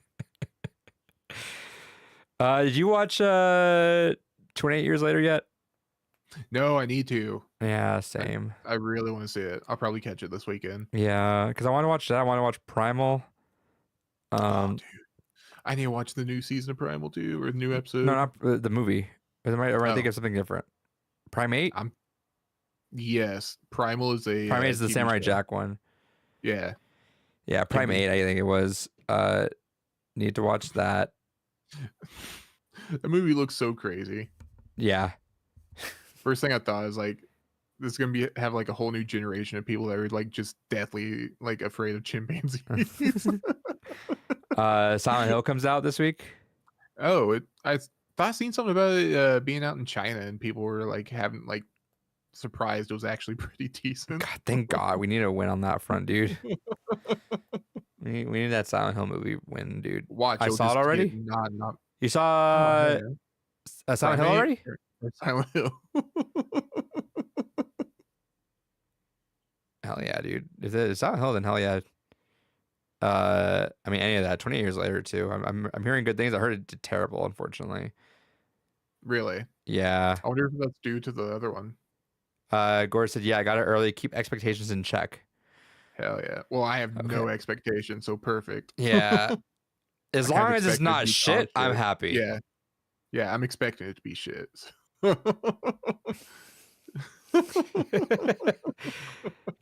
Nice looking at that early, dude. Damn it. They changed so much shit, and there's some reveals that are gonna piss people off. Oh, lovely. Hell yeah. James is a Love girl. to hear it. Pyramid Head is a real Actually, person. Square Head now. Yeah, it's Cube Head. Is actually a person. They're gonna Scooby Doo his ass. It was all right though. Okay, I'll take all right. I'll take all right. Yeah. Silent Hill. That's fine. Yeah. Just don't. As long as it's not bad, I'll take an all right Silent Hill at this point. That Markiplier Iron Lung comes out soon. Oh yeah, that is it this month or next? This month. I felt like it was like the end of this month. Yeah, we got a lot of shit coming out this next. See, I'm okay with them changing things, so expect tons of people pissed. Of course, there's gonna be some fucking dork that's mad that so and so is not wearing the right thing. That was symbolic of their mental state at the time. Shut the fuck up, dude. The nurses aren't showing their titties. Right. That was displaying James's sexual urge. Shut the fuck up. Oh, I mean, it's true, but cares? like, Yeah, no one cares. Shut up. Does it have fog? Oh, you're gonna have to turn that off, man. Fog scares me. Can't do it. People turn off the fog. It's Silent Hill 2 remake, and it just looks like a normal ass town. It's funny seeing people coping on Twitter about some of those early reviews, and I have to hold my tongue because most of them are bullshit. Paid actors. Actually, no, it barely has any fog. All right, we're back Dude, in this shit fog's territory. expensive, man. Yeah. God help us, we got a fog machine. Or two. Yeah. Yeah, has it all those early reviews being like, "This is the greatest Silent Hill movie we've ever seen. It's pure cinema." And of course over here like, ah. I mean, I saw it in cinema. That's about as close as it gets to pure cinema. Oh man, I have a lot of movies I gotta watch. I watched If I Had Legs, I'd Kick You. That was Uh, interesting. Was it? Yeah. Hell yeah. We hardly ever get movies about like people hating being parents. That's really interesting to see. Right. Unless I saw a different movie somehow. Yeah, right. Gar, what was your movie of the year last year? What was your movie of the year last year? Dude, I don't even remember what all came out last year. You gotta get a letterbox on that, dude. You gotta start keeping I track of know. that. I don't know. I feel like Weapons would probably be up there. I got my weapon shirts coming on Friday. It's I got 2 shirts. It's one of the kids with his arms out in the front like a full print, and the other one's a really high detailed face of what's his name, Bandit Wong face, just like with eyes bulging. War of the Worlds, of course. Hold on. Did you? 5 movies. I don't want to be that guy. I swear, but I can't wait to hear you or to see you watch Friendship. I think you're gonna fucking love Friendship. I think about Friendship at least once every hour. Oh man, I love Marty Supreme still. I think that one still beats out Friendship. Oh yeah, did you ever watch Begonia? I did. Yeah. We watched that me and my wife watched that last night. Yeah. What'd you think? Yeah. I love just not telling her what movies are about and just like dropping her. I do the same thing. I like to give no context because that's how I do. I like to be like, if I can get dropped into things no context more often, I love it, dude. Because I'm like, don't tell me anything, just let me figure things out. I do that all the time. I'm just like, hey, I got a movie. I'm like, okay. I forget what it was, but there was a string of that. I want to say last year, or maybe even around when we met. I forget what, but it was like I was doing that a lot. And she's like, I have no idea what you're making me watch. Sinners was crap. War of the Worlds is real cinema. That's true. Gonna watch Friendship eventually. Still need to finish. I think you should leave. I mean, just write. I think you should leave on the cover of Friendship, and I mean, it's fucking incredible. Yeah, no, okay, so Begonia, she had no idea what the you know what? I don't know what was going on in that movie sometimes. Like I'm like, what the fuck is happening? But well, like it doesn't like do a great job of just like outright telling you, right? Because no. It does a great job at not telling you that. Like it definitely goes out of its way to be like, I don't know. That Begonia was the most fun I've had with his movies since Killing of a Sacred Deer. Where it's like, what the fuck is going on with this shit? Like, holy fuck, dude. Yeah, I watched that on my birthday at a local theater, like not like an AMC or anything. It was like just the local small little theater was hosting a viewing of that. Sat my ass down and I did the thing that I don't do very often anymore, but I used to when I first started watching a lot of movies in theaters. I did this a lot. I'd fall asleep a lot during the first like 20 minutes, but like for like a minute or two here or there, and then eventually by like before we even got to like right before Act 2, I'm good. I'm locked in. I'm able to stay awake.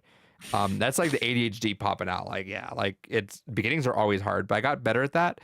But I did fall asleep a little bit for Begonia, but like very fucking slightly, like enough that it felt in character because I still don't know what the fuck was going on. You know, like what the fuck is happening? But you just wake up and you're like, why is Stavros here? What's going on? Why is there blood everywhere? The fuck? Dude, it was so good though. I had so much fun during that movie, and Jesse Plemons fucking kills it. Dude, Jesse Plemons is so fucking good. His the friend, I guess that was his first time ever acting. He killed it. Yeah. He did great. Emma Stone is like has like this is what do you call it? I just love them working together. No, that's what I'm saying. This is like the Nolan to DiCaprio pairing, I think, with what's his name? Oh my god. Yorgos, yeah. Yorgos Lanthimos. Yeah. Yorgos Lanthimos and Emma Stone are just destined to be perfect pairing. Like, Well, also, I think Jesse Plemons was in Kinds of Kindness yeah, too. he's got his crew, Yeah, and I'm okay with that. no, for sure. I mean, he's picking from a good crew. Yeah. Yeah, no, them. Yeah, I just It's mentioned it because I seen it here. Yeah, that one's probably up there too. I Star. don't know. I'd have to go through like everything that came out. Gore says Starvos is in it. Did he have a Thousand Island stare? No, but I bet you was thinking of Thousand Island sauce dressing. Had a great time during that movie, and then yeah, once you get to like the crazy shit later on, you're like, all right, dude. Right. I'm really glad they went there. Is the whole thing with it. Like they could have easily just been like, no. Yeah, not to spoil it, but there was that comment very early on, a sexual comment made, and I'm like, that was breaking the fourth wall a little bit because it was definitely a nod to audience being like, this is not that kind of movie, guys. Right, Promise you. right. I was like, I appreciate that. Like in hindsight, once I thought about that line, I'm like, all right, that was definitely a Yorgos talking to the audience for a second line. Oh yeah, Phoenician Scheme came out this year. I I really need to like watch one that too. still. Am I crazy? Was that not called just the Phoenician, or was it always called the Phoenician Scheme? Yeah, Phoenician Scheme. I swear I've only heard it called the Phoenician when I was showing up. Let's see what I have on there. Sinners, obviously. I mean, doesn't amount up to doesn't amount up to War of the Worlds. But yeah, back to If I Had Legs, I'd Kick You. That's another one. It's kind of like one of those uncut gems type of movies. Like the whole movie's just like almost made to make you feel uncomfortable the whole time. I'm so excited now.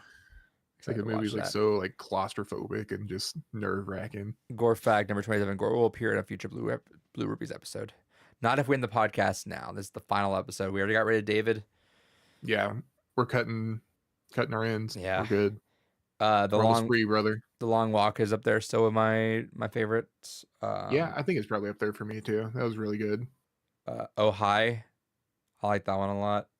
Was that one good? I've heard a lot of people hype I it enjoyed up. it a lot. That was one of those movies that I left the theater in a very deep self-reflection of myself, saying I'm very glad I grew up.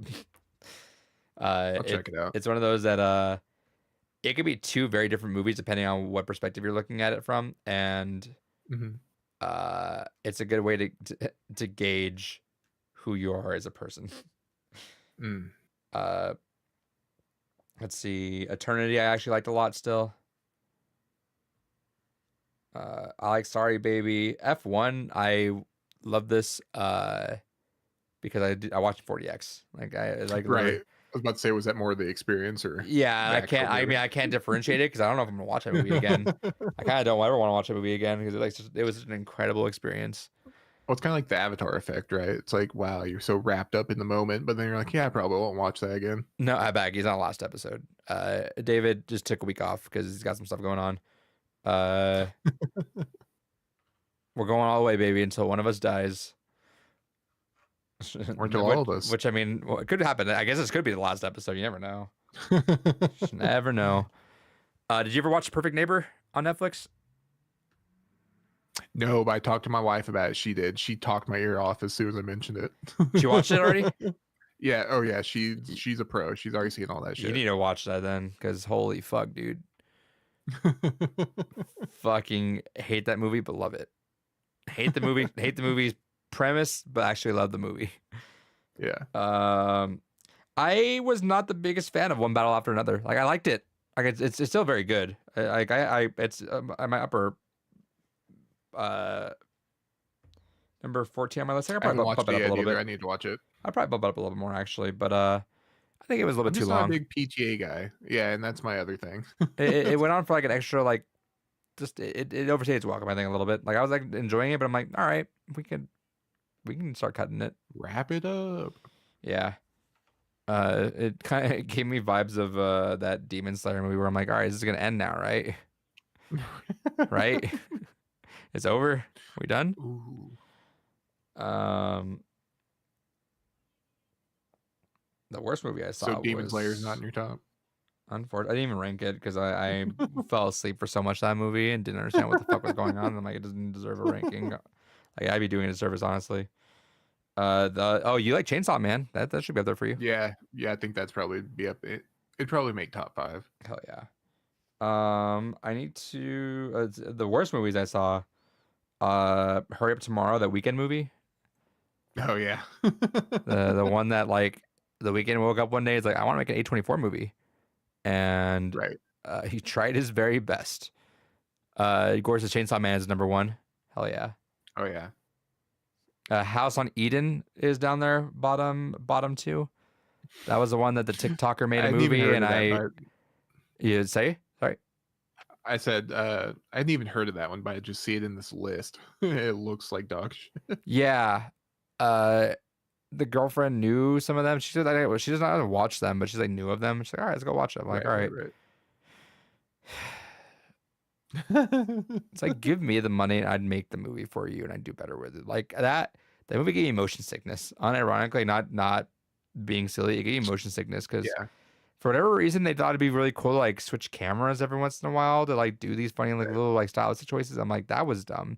They can't hold the camera. The movie premise, I'm like, what the fuck is like did it just ended? Like that? That's it? That was a big thing.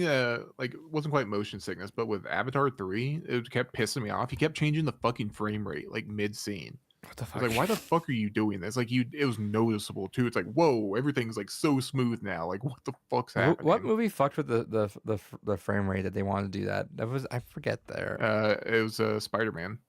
Was it Spider-Man? Am I thinking that? No. Yeah. But like, did it wrong, or like sped it up?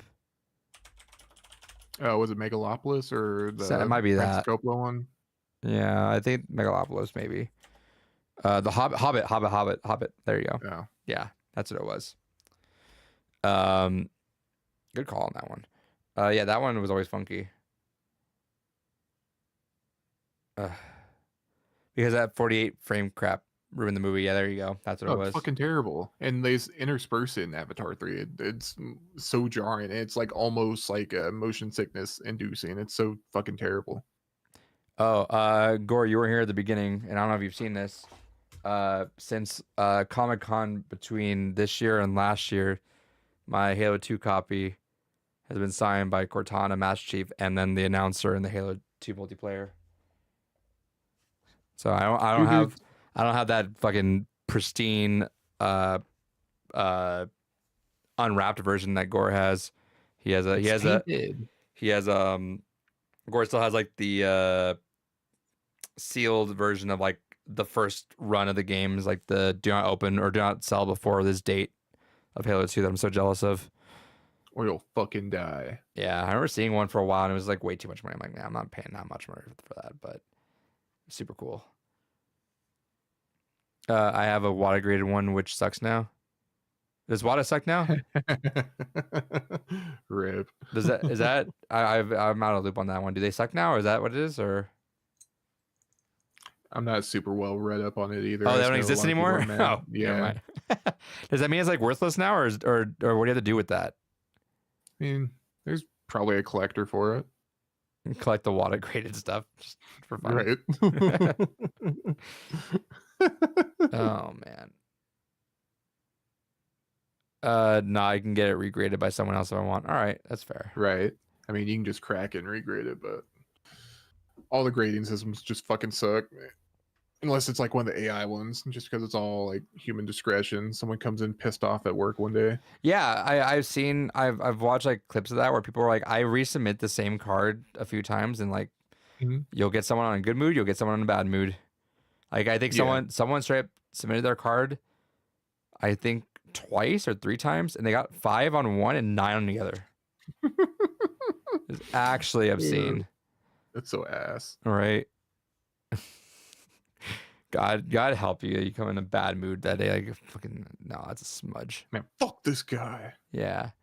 That guy's name is Larry. Fuck him. Yeah, this dude, piece of shit.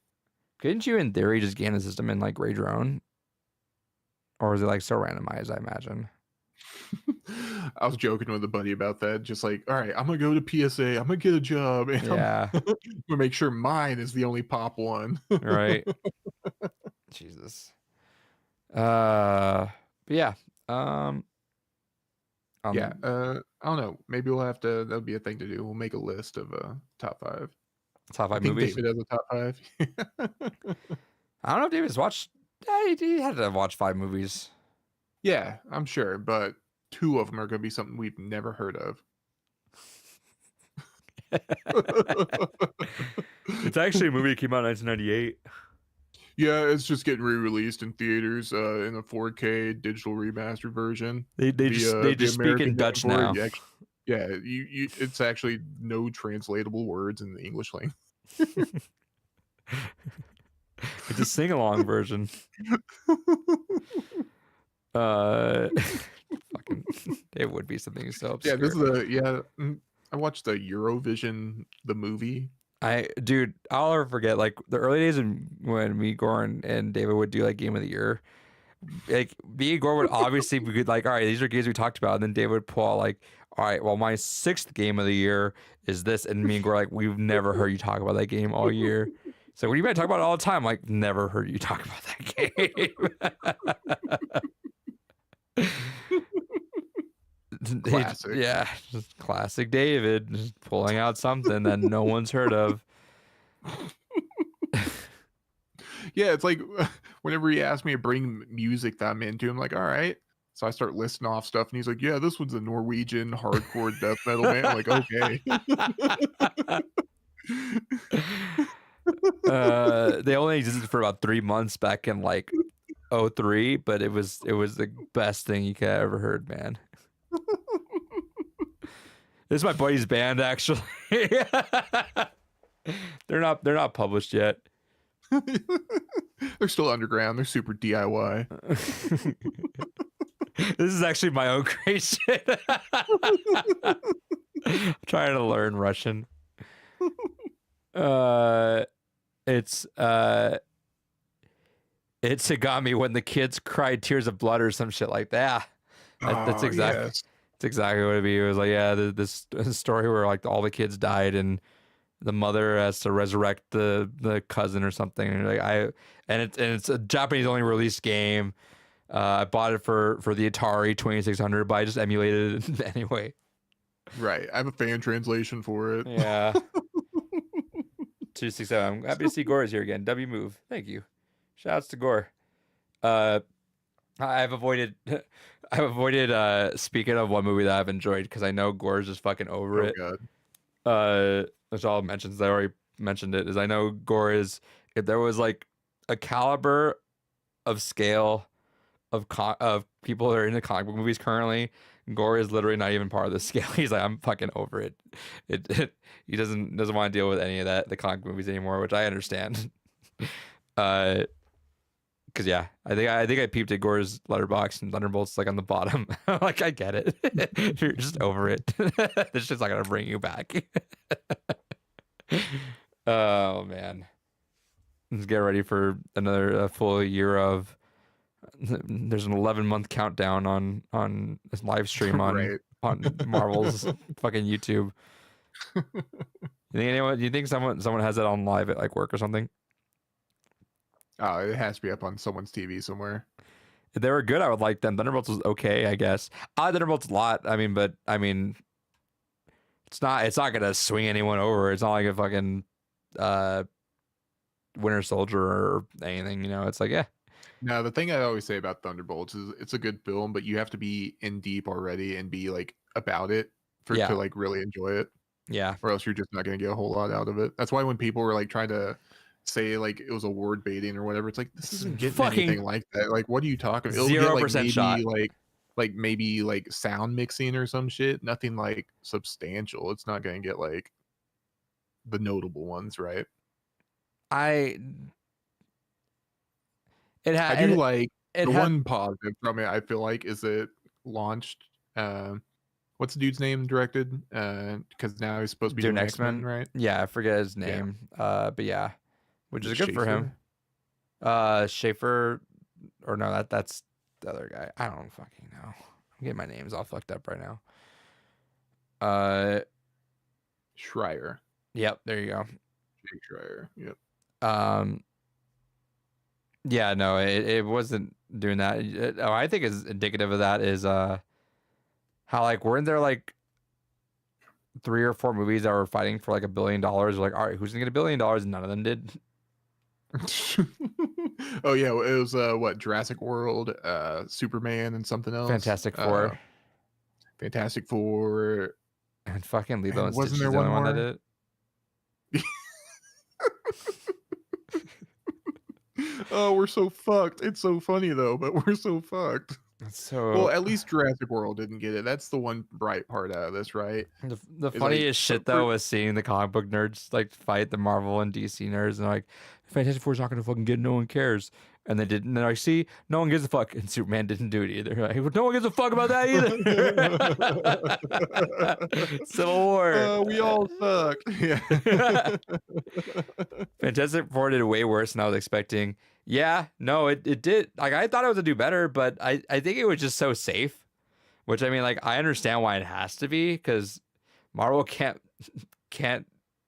fuck that one up. But it was just it was a movie. Like I'm not like Well, I mean, like, I don't think it played it safe at all. I mean, like, first movie, we get Galactus in it. We get that. fucking. I mean, yeah, the blowing load on Galactus is something, but I mean, I just feel like it didn't really move too much of a needle I, on anything. I just think it's kind of like a symptom. Like, people just are tired of it. And, like, I think it's a thing. Like, you can make, like, a good movie that's solid, but if it doesn't have people that are going to bring people to the theater, they're not going to watch it. Like, we needed an Avengers in between now and Endgame, but we just never got it. Galactus was such a punk in that movie. I mean, Invisible Woman did push him. I know, he got pushed right over, dude, by a woman. Come on, dude. 2026, stay woke. I think origin stories are also just kind of hard to just like get people in on these days. It is like there's only so many ways you can craft an origin story and make it. Well, that's what I thought was cool about Fantastic Four. We just kind of got to skip that, right? It was just kind of like, yeah, they're already heroes. Check out this sizzle reel. Yeah, but I wanted more of them doing hero stuff. Like what the fuck is Mr. Fantastic doing? Well, supposedly they took out like a whole part with like John Malkovich, right? Right. 'Cause, like, the part with the orangutans, he was supposed to be the red I think they ghost. probably should have had that in there because I want to see them fight. Like, what the fuck? Yeah, you just get to see him kick a fucking baboon. And be like, okay, well, what the fuck? Oh, I'm in. I like this guy. Gore said I'd rather the fart cloud in that one Fantastic Four movie. What do you mean you don't want that giant popcorn bucket? Oh hell yeah! It should have been like it's crack. Yeah, and then I don't know. I think I kind of felt that when I like Superman, right? I had a good time with it. And I remember I was kind of bored, so I went to the theater and I sat in the back row and I was kind of just doing work on my phone while I was watching it. And I'm like, I don't really feel like watching the rest of this movie, honestly. I catch me in a lot of movies I'll rewatch. I'm like, that's fun, but I'm like, I don't know, it's all right. It's I liked it, but I'm like, I didn't like it enough to be like, yeah, let's go second time. Yeah, I mean, and honestly, there's not a whole lot of them that I do go back and rewatch a whole lot too. I mean, the one I probably rewatch the most is Infinity War. Infinity War is so good. I just love the opening to it. Not the dead as Guardian part, but I mean, the movie just clicks so well, right? Like they pick out their teams pretty well. And then just I'll never forget, like, dude, walk out of a Marvel movie where everyone shuts the fuck up and just no one says anything, and they walk out like it was shell shocked. Everyone has like, dude. Can you imagine? PTSD. Can you imagine being that second crowd that watched Infinity War, right? Like you just fucking go, and you watch people come out of the first movie, and they're like. That's why I don't want to fucking wait until Saturday, David. What the fuck, dude? He doesn't give a fuck. He'll we can spoil the fuck out of it. He doesn't give a fuck. I'm not dealing with that. It's supposed to be a two-parter as well, right? We're doing Doomsday and then Doomsday. So, yeah. So it's definitely gonna be like a downer probably after this one. Yeah, I mean, I can't imagine it's gonna be good, like a, but they can't just do it again, right? Like I feel like you blew your load on having them like lose. No, they lose twice. All right, we're doing it again, baby. Yeah, did it work the first time? All right, let's do it again. Fuck it. They lose harder. But see, that's why like I don't really get upset when everyone's like, yeah, I don't. This character's not going to be in Doomsday. That's because like they need Secret Wars needs to be bigger than Doomsday. Like you can't just blow every single thing out on Doomsday because Secret Wars is the biggest thing they got that they can't all just be in there. I love if Doomsday does the same thing except Infinity War, except no one cares about the new characters at all. No, they're just gonna kill off the fucking Fox X-Men. That's gonna be the whole thing. Again. Yeah. Yeah. Shouts to Xavier. All right. Yeah, what? This is gonna be his third time to die on camera now as Xavier. His fourth time, right? Oh yeah. So yeah, X3, he died. Logan. Multiverse Madness, he died. Logan, he died. And yeah, so this would be 4 if he died again. Wait, did he die in Days of Future Past? That's the wrong guy. I can't remember. Probably. Yeah, let's go ahead and chalk it up. We'll go 5. Is he a hero at this point? Or can we give Sean Bean the role of Professor X? Right. Give him a bald cap. Give him a bald cap, and I mean we'll expect him to die then. That's fine. Yeah, they just nuke all the phase 4 and beyond characters. Just said fuck it. Yeah, like Kate Bishop and all of them. Kamala, you're gone. Out of here. Yeah, we're just gonna keep Steve Rogers and Robert Downey Jr. Cool. until they die. Yeah, and Spectrum, she's cool. I'll take her. It'll be Chris Evans, Robert Downey Jr., and Hugh Jackman running the MCU until they die. Yeah, there is no reset. There's just more. I love hearing the shitty theories. Like that's not gonna happen, bro. Like I don't know. I don't know what movie you think you're gonna watch, but that's not happening. Right. Yeah, take it as someone that's a longtime Star Wars fan. These people are not as smart as you think they are. They will write the dumbest shit, and you will be happy with it. Because what was it? Gary Whitta was on like a Kind of Funny podcast way back when they were theorizing Endgame. Like, how is it they're gonna get Scott out of the quantum realm, right? Like, is it gonna? And they theory crafted this whole thing. It's a fucking rat. Yeah, they theory crafted this whole thing, and Gary was like, "No, it's not gonna do that." Like, what do you mean? He's like, it's gonna be something stupid. Like you're overthinking it. It's gonna be something really stupid and simple to get him back. And sure enough, it was a fucking rat that just fucking walked in and saved them. Like, shout out to that rat. That rat saved everyone, dude. Right. He doesn't even know. Oh man. Until we get a movie that's like, actually, that rat was being controlled by Doctor Doom. Right. I can't believe we're getting an Avengers. I don't feel like it at all, dude. None of this shit even feels like it's happening. Yeah, and then supposedly, like, what, Spider-Man's not going to lead into it? Like, isn't that the thing? Like, he's not supposed to be in. He's not supposed to be, but I mean, I guess it can still change. They're gonna do some reshoots here soon, I'm sure. Well, isn't the whole thing like Spider-Man's supposed to be like more of a story like centered there in New York, and it's kind of like in its own little bubble?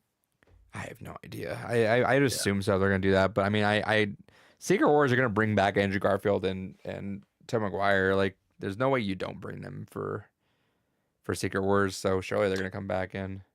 Well, there's those leaked photos of like a bunch of people doing like costume and makeup tests, and Toby was one of them. I guess some of the other leaks confirm that. Some of the newer leaks confirm that those old leaks were true. So supposedly Toby's gonna be in it. Yeah, I've been hearing his name dropped for the most for Doomsday, but see, that's bring him back as Cosmic Spider-Man. Let's go. Be an intergalactic being. I don't know. It's weird. Like I don't know. I mean, you and I are gonna watch it, obviously. Like, fuck that. There's no way I don't. But it just doesn't feel like it's time, and it was just like crazy, right? Because like you felt that it was time for Infinity War, right? You're like, oh, it's go time, dude. We're going. Yeah. That's what got me into it. I wasn't even the MCU person by the time the first trailer dropped, and then I watched the first trailer. I'm like, oh, this looks pretty fucking sick. I'm in, and then me and Gore did a full watch of everything. He made me watch Blade first to get through with it, which is, hey, that fits now. Because we're ain't getting that other Blade. It does. It's so relevant. I ain't getting that other Blade, dude. No, Uh, and supposedly I don't think we talked about that, but supposedly that got canceled too. I would believe that. Supposedly the movie got canceled, but they have plans to use him as the character in future movies or in future installments. Just do a Midnight Suns movie at this point, I guess, Yeah, dude. Like, exactly. Fuck yeah. You had it how right like there. how do you guys fuck up a Blade movie? I Right. don't get Uh, it. was it who did the first one? They did this back in the day with a box of scraps. They did it then, and it's like, what was it? Remember, like the first time, like the first bits that we heard of it, it was like the first script was scrapped because it was like there was like only 1 or 2 fight scenes in the whole movie. Yeah. How the And there's fuck? one they were trying to do. It was gonna be like an old Victorian Which like is movie. which is fine, but like how the fuck do you have 1 or 2 fights in your fucking Blade movie? Yeah. Like, go get the guy that does John Wick. Go Yeah. Go get Stilinski or someone. Yeah, go pay him double, get him off John Wick for a little bit, and go have him do Blade, and then there you go. You're welcome. But no, I don't get it. I truly just want to be a fly on the wall in some of these places. I'm like, how the fuck are you guys messing this up? I don't understand. Like, it feels like it's so easy. It feels like it's so simple. It's right there. I watched, like I mentioned, I watched John Wick 1 through 4 with the girlfriend like last month or month prior, like November, December, I forget what. They're great, fucking incredible. Just put fucking Blade in there and do the same shit. That's fine, done. Right. I don't need this deep fucking story. I just want to see him kill some gnarly ass vampires and then put him in the MCU and have him and Moon Knight team up eventually, and then cool. Yeah, there's so many movies that are like that. It's like you could literally just be like, okay, we're gonna do like The Raid, but we're gonna do it with vampires and Blade. And it's like, oh my god, that's such a good idea. Just have Blade have to fight his way out of like a building filled with vampires. Let's go. Make it R-rated, Yeah. make it bloody, and then set up Midnight Suns by the end of it. Pull Moon Knight in, let them kill some shit. Yeah, you got Moon Knight, you got Black Knight, you got Doctor Strange, you have Werewolf by Night, You got have all the Deadpool. knights. Yeah. You got it all right there in your fingertips. Yeah, Elsa Bloodstone, they're still floating around. Yeah, that shit was fucking sick too, and you're just not doing anything with any of those characters. Go fuck yourselves. What's up, man? We're just Hey, man. talking shit on the MCU on how it's. Yeah, we hate it. We hate it. Hey, I can't wait to go terrible. watch it. Yeah, fuck them. Is there another movie coming in between this and Doomsday? Spider-Man. Besides that, No, those are the only two coming out next year, I believe. That's what I was saying. It's like Spider-Man's not going to lead into it, and Thunderbolts and Fantastic Four is the it definitely only wasn't lead-in. because Yeah. this was even slated to come out. It was slated to come out afterwards. Right. We're supposed to have Doomsday like in a few months. Yeah. Exactly. Exactly. That's crazy. I guess it kind of makes sense now with the stuff coming out about Spider-Man because supposedly Sadie Sink's in it, and supposedly she's gonna be playing a mutant. So we're Makes getting introduced to sense. mutants right before we get X-Men versus Avengers. And that makes sense why Mark Ruffalo's on it. Supposedly, Right. Is Venom going to show up in Doomsday, though? I think Venom shows up somewhere. I think he shows up in Secret Wars. that's what I was gonna say when you were mentioning Toby too. It's like, I wonder how they're gonna do that. Are they just gonna have like Toby bring over the symbiote? Well, they already brought over a symbiote as it was, but yeah, do it again. Yeah, 'cause- supposedly that's getting canned though. They're not following that one up. Remember how they stupid. set that up for a whole second, like, oh, something's gonna happen. Didn't happen. Right. I can't believe they just wasted Noel in that last Venom movie. Yeah. Yeah, Uh, that's insane. to Sony's me. like, we got one last one. Let's just blow the biggest load we can. Let's put Noel, and everyone's like, the fuck, Noel? That motherfucker can run a whole MCU phase on his own, like easy. Yeah.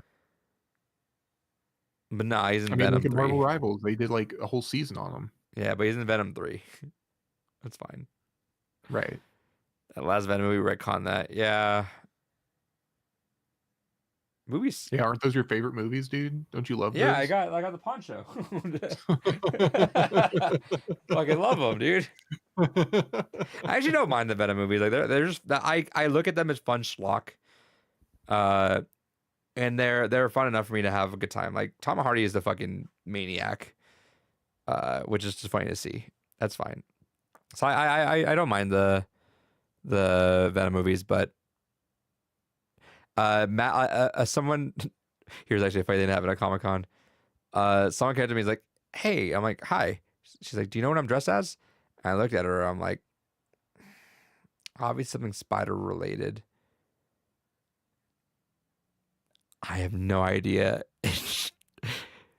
She looked good, but just she goes, "I'm Madam Web," and I'm like, "Oh, I'm sorry, I'm not watching that."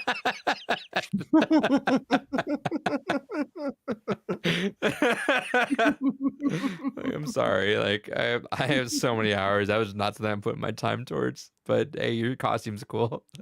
Right. Congrats. Yeah, I felt so bad. But I'm like, I'm not gonna watch Madam Web, dude. What the fuck? And for what? For it to go nowhere and do nothing and then like not even be a good movie as it is? No. You're telling me you wouldn't cosplay Jared Leto's Morbius? I'll cosplay Jared Leto and I'll just be a bad movie that flops everywhere. Because Lord help, why do people keep fucking casting him, dude? Like Disney's gonna say everything else besides, oh fuck, we should have casted John Leto for why Tron Ares fucking didn't do anything. Maybe he's just not a good box office person, dude. Like, why the fuck do you guys keep thinking that he's just great for box office? To be fair, all the Tron movies kind of do fucking piss poor at the box office. Sure, that didn't help. No, it definitely did not help. Like, I was a lot less enthused to watch it because of his ass, because I don't want to watch him. Like, I'm unironically so excited to see Jared Leto as Skeletor. That has the potential to be very fucking funny. It's kind of like the whole Joker situation. Like, okay, this has potential to be very funny. Guess what? It was really fucking funny. damaged. Yeah. The fuck decided? He probably decided that. Big Dave is currently out this week. He'll be back next week. Watch Mobland if you want Peak Hardy. I was dressed like a Pepsi can. She had like the red on, had like the stripe on there, so probably. Like, her costume was good, but I was like, I can tell it's something spider related, but I can't tell you what it is. I'm so sorry. Are you saying you aren't excited for? Yeah, there you go. Yeah, Jared Leto. Where's the Ayer cut? Nowhere. He wasn't that bad as the hat box ghost in that crap ass haunted mansion. He was cool in Blade Runner. That's about it. Yeah. That's like the only role I Right. actively think like, all right, yeah, he kind of did pretty good there. And then I don't want to see him ever again. Why do I want to see him? No, he was great as Morbius. There you go. So good. We got a second run of that movie. Made Yeah, $4. released it a third time. Yeah, the fucking bully ass. We bullied Sony into releasing it, and they thought we were serious. Dumbass idiots. It's Morbin time. You think Morbin is gonna be in Secret Wars? That'd be funny if they snuck him in. Do like a poster in the background. Do you think they bring Adrian Toomes back in? Just be like, all right, we fucked up. Let's bring him back in because we want him back. God, I wish, dude. Dude, a Sinister Six with Tom Holland and have fucking Michael Keaton come back. That'd be so fucking I fire. can't believe they But went out of now their they kind way. of ruined it. They went out of their way to get him out of it. Right. Like, that's so crazy. They went out of the way to not give him a job. Like, he was so fucking good in that movie. Like, I don't understand why you do that in Homecoming. Because they want him in this Venom movie, apparently, or no, Morbius or whatever it was that he showed up at the end and did nothing. Well, because I think supposedly in the new one they're bringing back Mando too. What's his name? Scorpion, Michael Mando. Yeah. Just put him in, forget that movie ever happened. He's still in the MCU. Fuck it. Yeah, didn't happen. No one's seen it. I wonder at what point can they just start doing that? Like, I feel like because they have to, right? The MCU has to just kind of at some point be like, they did it with Gemma Chan. Everyone's like, oh wait, she definitely wasn't in the Marvels, but she's gonna be like our lead person in Eternals now. yeah. But like, at some point we have to be like Hercules in Star Fox or Blade. You know, it's like at this point we're just like, yeah, just whatever. Don't worry about it. You know, like Yeah, we don't have to go. We don't have to come back to that. They've introduced so many fucking characters. Like, just don't worry about it anymore. Whatever. Fuck it. Eternals, who are they? I really want to rewatch that movie to see how, because man, it's crazy how bad that movie did. Yeah, it really is. Like, I know I didn't really like that movie, but like in hindsight, with just knowing the fucking trailblaze of shit that it led to, holy fuck, dude. They kept teasing Sinister Yeah, Six in yeah, I the didn't post hate it. credits scene, but they never went anywhere. Don't forget there was a Kraven movie. There was a Kraven movie. I thought Eternals was pretty solid. That's the thing is I didn't think it was like a bad movie, but it's crazy how bad it did and how just pissed off everyone was. Well, it's just like no one wanted this. It's like It was like 7 whole who ass asked for this? characters that we just, Did not care about. it was better than Shang-Chi. You know what? I keep saying I want to rewatch these. I'm not gonna rewatch them. But I just don't agree because Shang-Chi had higher highs, but lows were definitely lower. like I still fuck with the fight scenes in Shang-Chi a lot. Yeah. Yeah. But Yeah, like the whole fight scene is his parents and then him versus Death Dealer in the skyscrapers. That show's fire. yeah, I remember the fight scenes being good, but I also remember like when Shang-Chi came out, like I thought it was getting overhyped a lot. I was like, this is fucking amazing. And I was like, Shang-Chi it was was definitely overhyped. it was good. But I mean, I do think the biggest issue that MCU, one of the biggest issues, is that they didn't greenlight a Shang-Chi 2. Because like with the fucking fervor you had behind that movie, you should have greenlit. You should have like expedited that shit. Like, all right, straight up, just go do another one. Because Yeah, ride the hype. literally, it's been so long since we've seen that character, and you expect him to just show up in a Avengers movie, and I was like, oh, hey, what's up, man? The skyscraper. There was the skyscraper fight. Everything was else mid. The final fight was ugly as shit. I couldn't stand most of the characters. You know, like Aquafina. Yeah, dude, what the fuck, man? Holy She's fuck. Scuttlebutt. You don't like Scuttlebutt? Be so fucking for real, dude. Come on. Sexist ass. Aquafina Yeah. slander. Yeah, no, I thought it was like it was Might be mildly racist too. oh.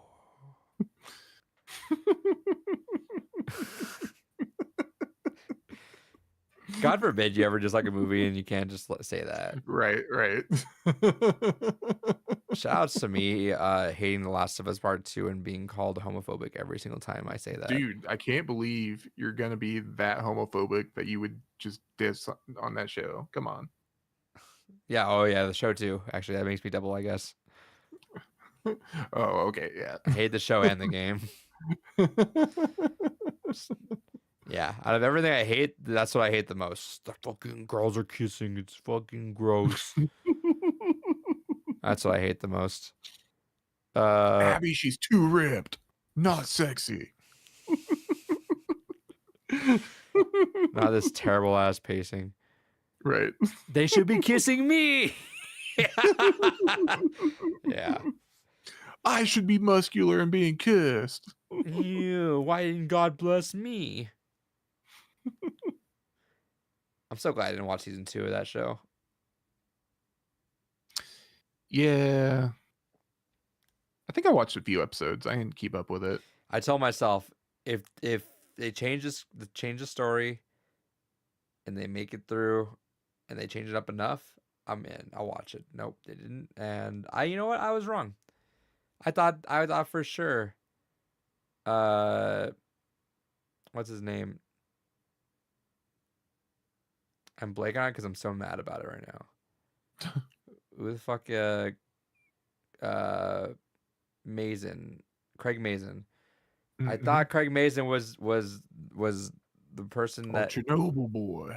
I thought he was the sauce that Neil Druckmann needed.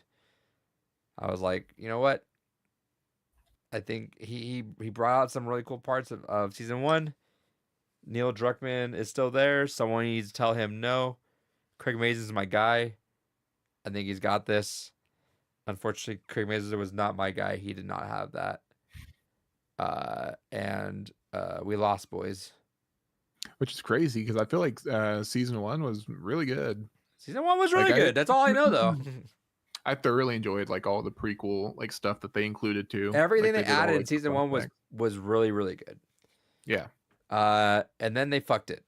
and they said, let's say source material, and it's like, no, just Yeah, season 2 is like, let's do exactly the games. which I know I'm biased. I'm very much aware that I'm biased, but also like this is your chance to do something different. Why the fuck not? You know, like I guess like I mean, yeah, if the story was impeccable and everyone fucking universally loved it, then sure, just adapt it one for one. But this story is divisive, which I hate people that say I don't want everyone to agree on my story. What the fuck do you mean you don't want everyone to agree on your story? You want people to think your story is shit? The fuck does that mean?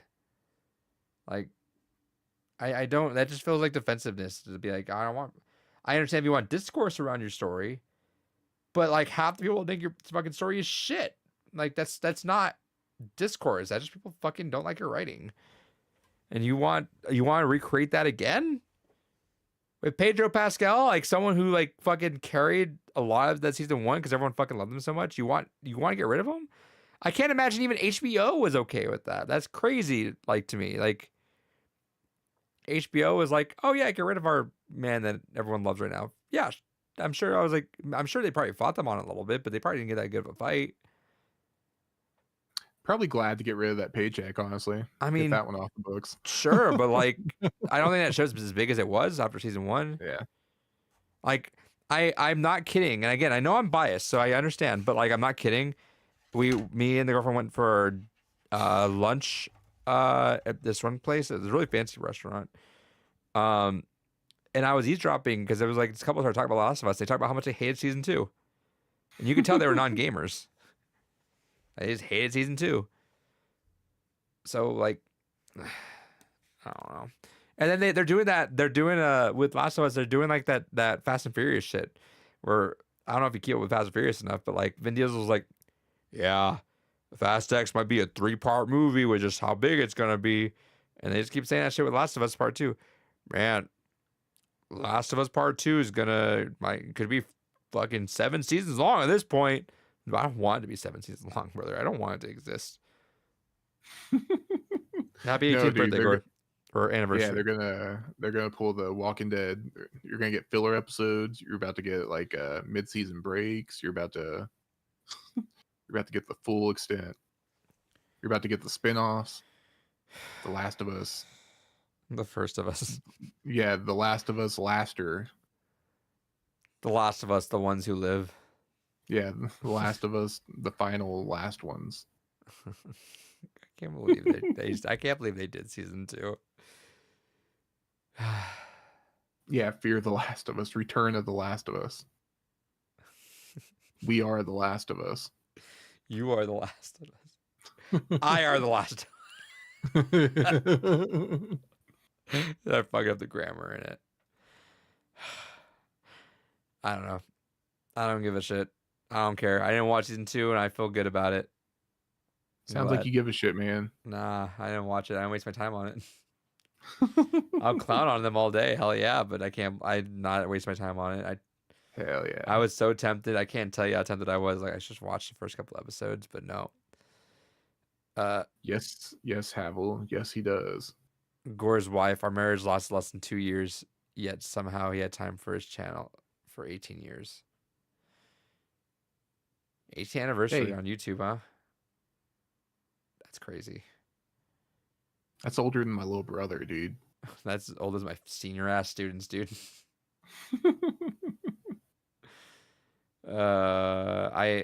Since they're in this chat right now, I can say that story again was I had a former student reach out, which again, if she's watching this, please don't. She asked for this podcast, like she wanted to check out this because she was like, I want to try to make some YouTube stuff, and then I kind of walk her through some of the things, and then I was like, yeah, but I don't really know. It's very different from back then. And she was like, how was YouTube back then? All right, young one, gather around take a seat. Yeah, gather around as we tell you about ye olden days of back when we made videos for fun, and there was no such thing as making it for profit, and we would just do stuff because we thought, and everyone's YouTube was just here's something dumb that me and my friends did.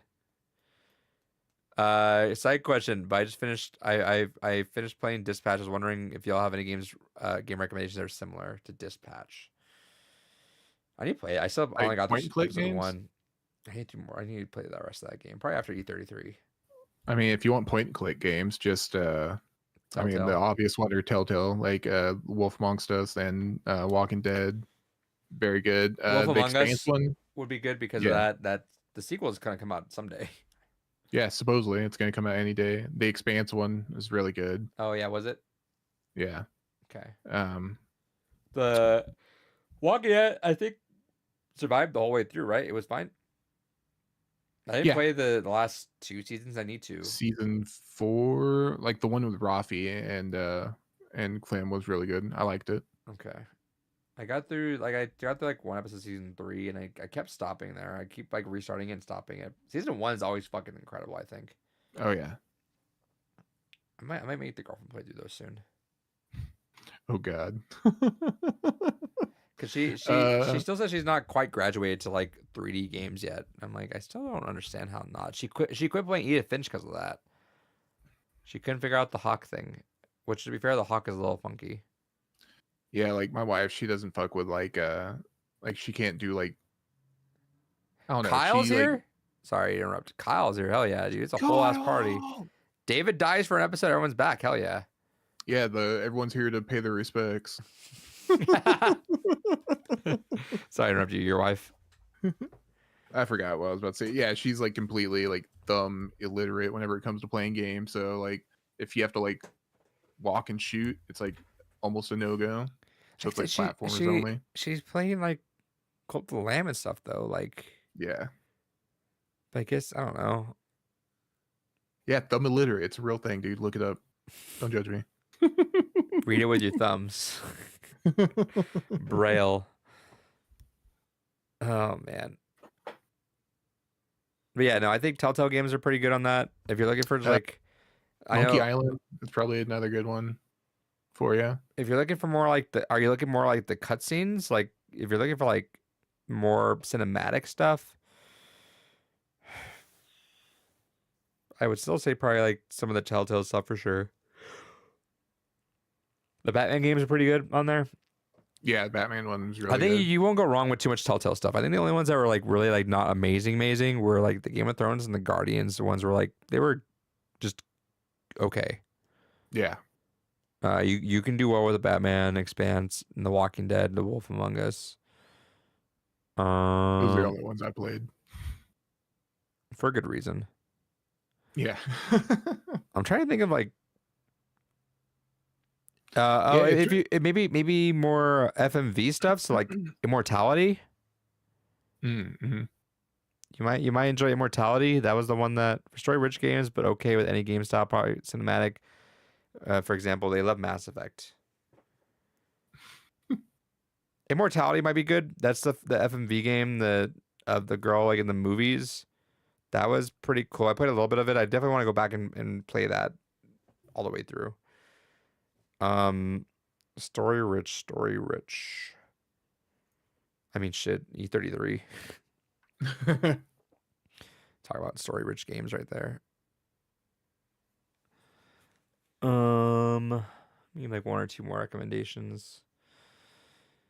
Kentucky Route Zero, I'm still a heavy fan of. If you're okay with the point and click stuff, it's very, very dense in story, so that might be cool. Never mind. I want to play with gore. That's fair. Fair. Can't judge for that. Yeah, I cannot judge. And then Sayonara Wild Hearts is actually a pretty fun little bit of a game. Did not mention Nier. Let it be noted. Nah, that story sucks. No, that game fucking blows, dude. I Yeah. hate that game. I had to think too much. No, like think. I mean, no. Need I mean, play. like if you want like all right, just finished Nier Automata last night. God bless you. Go. Have you played Replicant? If Yeah, not, you finished it one time. Come on, dude. You gotta get ending. There was 12. someone I saw said I don't really Listening. like Automata. I finished, and they're like, "What do you mean?" Like, I mean, I finished it one time. Like, it's like just path A. Like, yeah. Like, okay, there's more. They're like, no, I don't really want to do it. It's like, you said that we didn't finish the fucking game. I'm still coming down. I got ending E. Okay, cool. Then yeah. Maybe I try Nier games. Absolutely. Yeah. Sorry. Okay. So look, there's two more then. Arya, do I still follow DSP? Yes. He's been a little bit out of my algorithm a little bit lately. He's been popping back up more actually as of like last week. But he fell out Ew. for a little bit. I'm getting a little bit caught up on some stuff on the current arcs. Pretty funny guy still.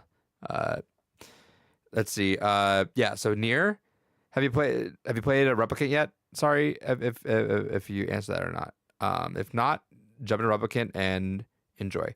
Nier for sure. Like the biggest dense story you can kind of dive into are the Dragon Nier games. If you don't want to put yourself through hell, Automata first, and if you like that, play Replicant. If you want to be a masochist, go play Drakengard and Drakengard 3. You can skip 2, for good reason. And as someone that doesn't like skipping games, 2's non-canon. So you can mostly like non-canon, like 99% of it's non-canon. You can skip 2, so Drakengard 1, Drakengard 3, Nier Automata, Nier Replicant. Those are your games. And then watch a video on Reincarnation because that was Nier 3, but it's unplayable currently because it was taken off. Is it because it's a grind game or too difficult? It's a really bad PS2 game, Drakengard. Watch Stay Play 2. You gotta watch a lot of things. You gotta do a lot of things if you want the full story of Drakengard and Nier. Like there's plays, there's the orchestra. yeah, you gotta go there. There actually, unironically, yeah, the orchestra has an epilogue to it. It's like it's crazy. You gotta drink the wine. There is like some lore on the wine. There was a PC build with the custom case. There's some lore on the the build. You'll find lore. You could walk out tomorrow and trip on something, and that might be some Nier lore that you missed. Like unironically, there's Nier lore everywhere. But that is a really cool place to start. Also, Kels can affirm the Remedyverse is also very dense in story, not necessarily Mass Effect style, but play Alan Wake 1, even if you hate it. I promise, just get through it. You go Alan Wake 1, American Nightmare. Should I do Quantum Break? I think we can skip Quantum Break for now, right? Like that's fine. Probably. Then go to Control, and then go to Alan Wake 2, and you're good there. If you want to go crazy, go to Quantum Break. Go to Max Payne if you want to get crazy with it. But you really just need those. I feel like those just make Alan Wake 2 hit a little bit harder. It's not anything like lore wise or anything. It's like a nice. It's not even like a. It makes it hit harder because you know a bunch of stuff. It's like a very like the cherry. Yeah, it's not in a wink. And then if you're like dying into that, then sure, go do the other stuff. But yeah, you remember my Alan Wake streams? Oh, dude, that was my reaction, which was pure silence and just mouth open during the Herald of Darkness level was something I wish I could re-experience for the first time for the first time again. So there you go. Nier universe. If you want to do that, then they can also back up that Nier Automata is incredible. I recommend playing Replicant after that. You can do the reverse, but I think it might be a little more of a trek, a little more of a grind session doing Replicant first. You get both out. You get things out of it either way you go. And then the Remedyverse. Alan Wake 1, American Nightmare, Control, Alan Wake 2, and then join me and Kels as we fanboy it out, ready for fucking Control 2 this year, motherfucker. It'll be here eventually. Fucking Dark Souls ass Control 2. Never on my bingo sheet, but I fucking love Remedy for that. We don't talk about Firebreak. That's all. Didn't happen. Yeah, I don't know what you're talking about. But yeah, those are your things. So yeah, if you're talking about dense story on that end, there you go for that. Otherwise, everything else we mentioned earlier, fun bits and pieces of good ass story. I'm gonna ask for Dick Dave's I'm gonna ask for Big Dave's opinion on 2 next week. Just Dude, he's gonna tell you go play like House of Fata Morgana and like I don't know. And Dynasty Warriors 12. the return of Katama's castle in the I don't know.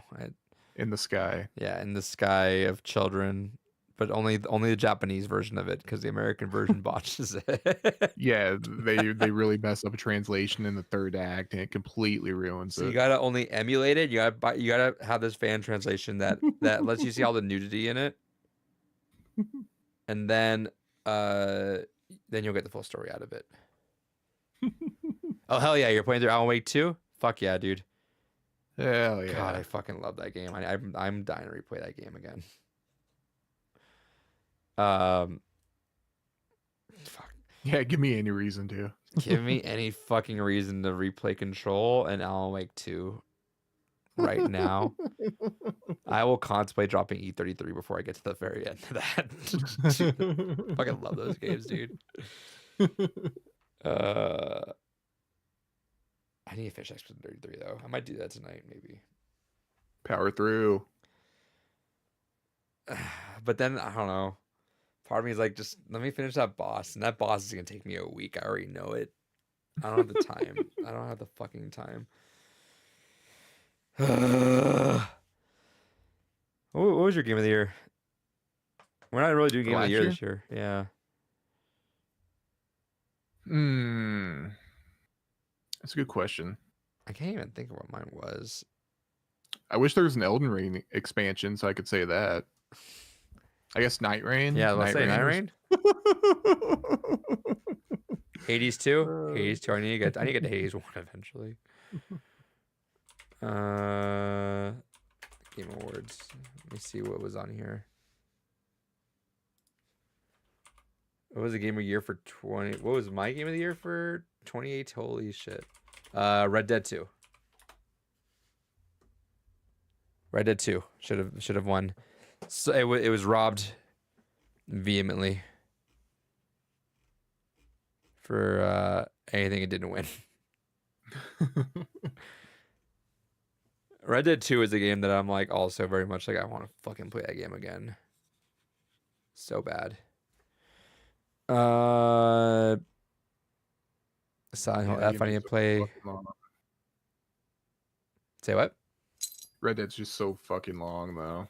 It is very long, and Gore got mad at me a lot because I would just the fucking beginning is slow, and I like the beginning, just because it like builds. It's kind of like a story. Like sometimes the story will start off slow, but that's because it's building to a point. yeah, I mean, And like that's fine whenever I'm going into unknown because I can work with it, I can build with it. But whenever like I've already played through it and I'm going back through, it's like, oh my fucking god, please. have you tried the beginning again since, or have you tried replaying it since, or? No. I wonder if I'll be like that, or if I'm just gonna pick it up on a bunch of hints. Like, oh, there you go. There's a little bit of foreshadowing that we got coming on there. I want to play GTA 5 again. I mean, it's been 13 fucking years since I've played that story mode. Crazy to say.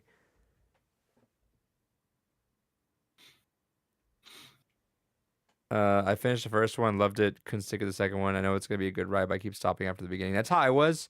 Power through, push through, power through, and I promise you, it's incredible, and it just makes it's one of the, it's interesting because it's one of the games that just makes you love the first one even more with where it goes. Right. Like if you don't come out of Red Dead 2 very ready to replay Red Dead 1, then something's wrong with you. Right. I like Ball X Pit a lot. I put a lot of hours in the Ball X Pit. For 2018, that one's hard because I did really like Spider-Man. Oh yeah, let me go look at 2018 just for fun. Yeah, that'd be a tough one. Like I'm for sure Red Dead 2. God of War did win.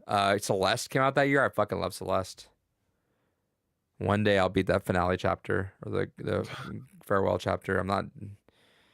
I tried it. I got into it for a bit and I got my ass kicked enough that I'm like, yep, that's not gonna happen.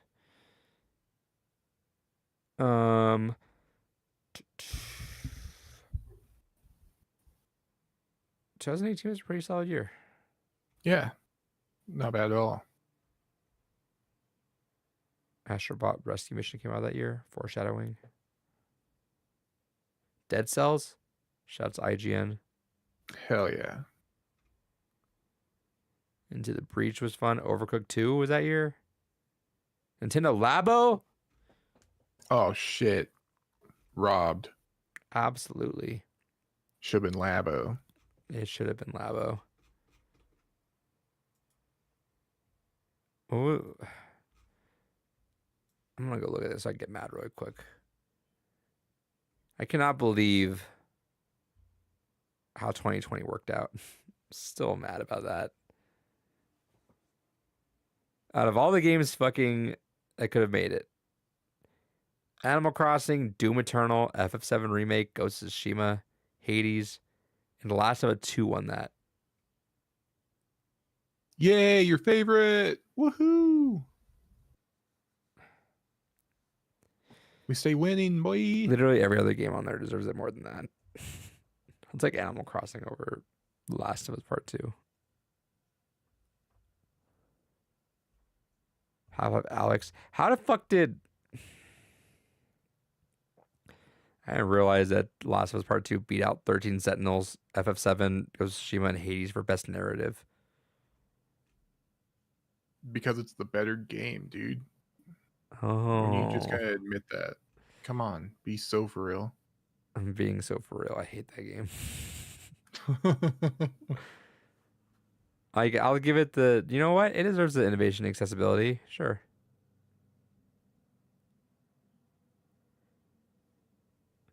Is that even a better narrative than Doom Eternal? You know what? Yeah, I agree.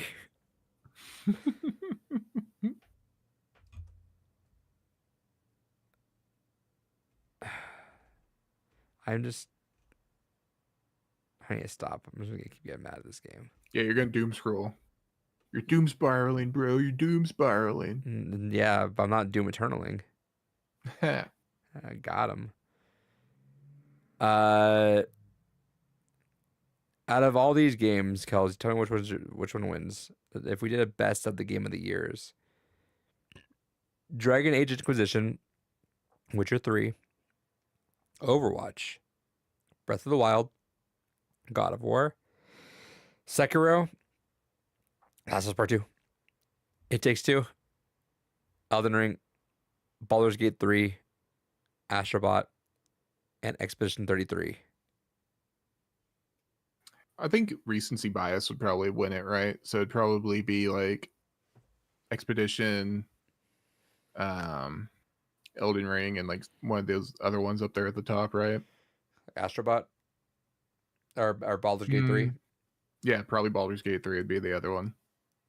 I like I bet Astrobot would a be on one lot. of I'm those glad things. Astrobot won that year. Yeah, I am too, but looking back on it, it's a really weird one, like how It Takes Two is. It's like, yeah, those just kind of were able to slip in and kind of not steal it because that insinuates they weren't worthy of it, but just Well, kind of sneak in there and just yoink it. yeah, what were the nominees those years? It Takes Two was always a little surprising to me. But it was kind of a funky year though. Resident Evil Village, Ratchet and Clank, Psychonauts 2, Metroid Dread, Deathloop, and It Takes Two. I mean, that was the year to win for sure if it was gonna win Yeah. one.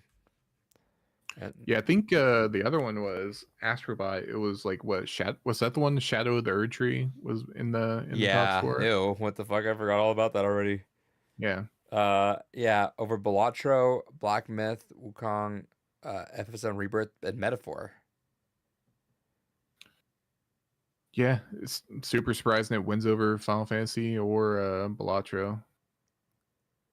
Balatro would have been so good, dude. Fuck David. That would have been amazing. Yeah, that would have been hype. Yeah, fuck him. He's put in like what 30 He put hours. in, he put in triple the hours that we put in at this point. Yeah, Still hates that game. I hate this game, but I have 30 hours. Yeah, go fuck yourself, Yeah. buddy. You love that game. It's like that's like the alcoholics. I'm not an alcoholic at the bar every day.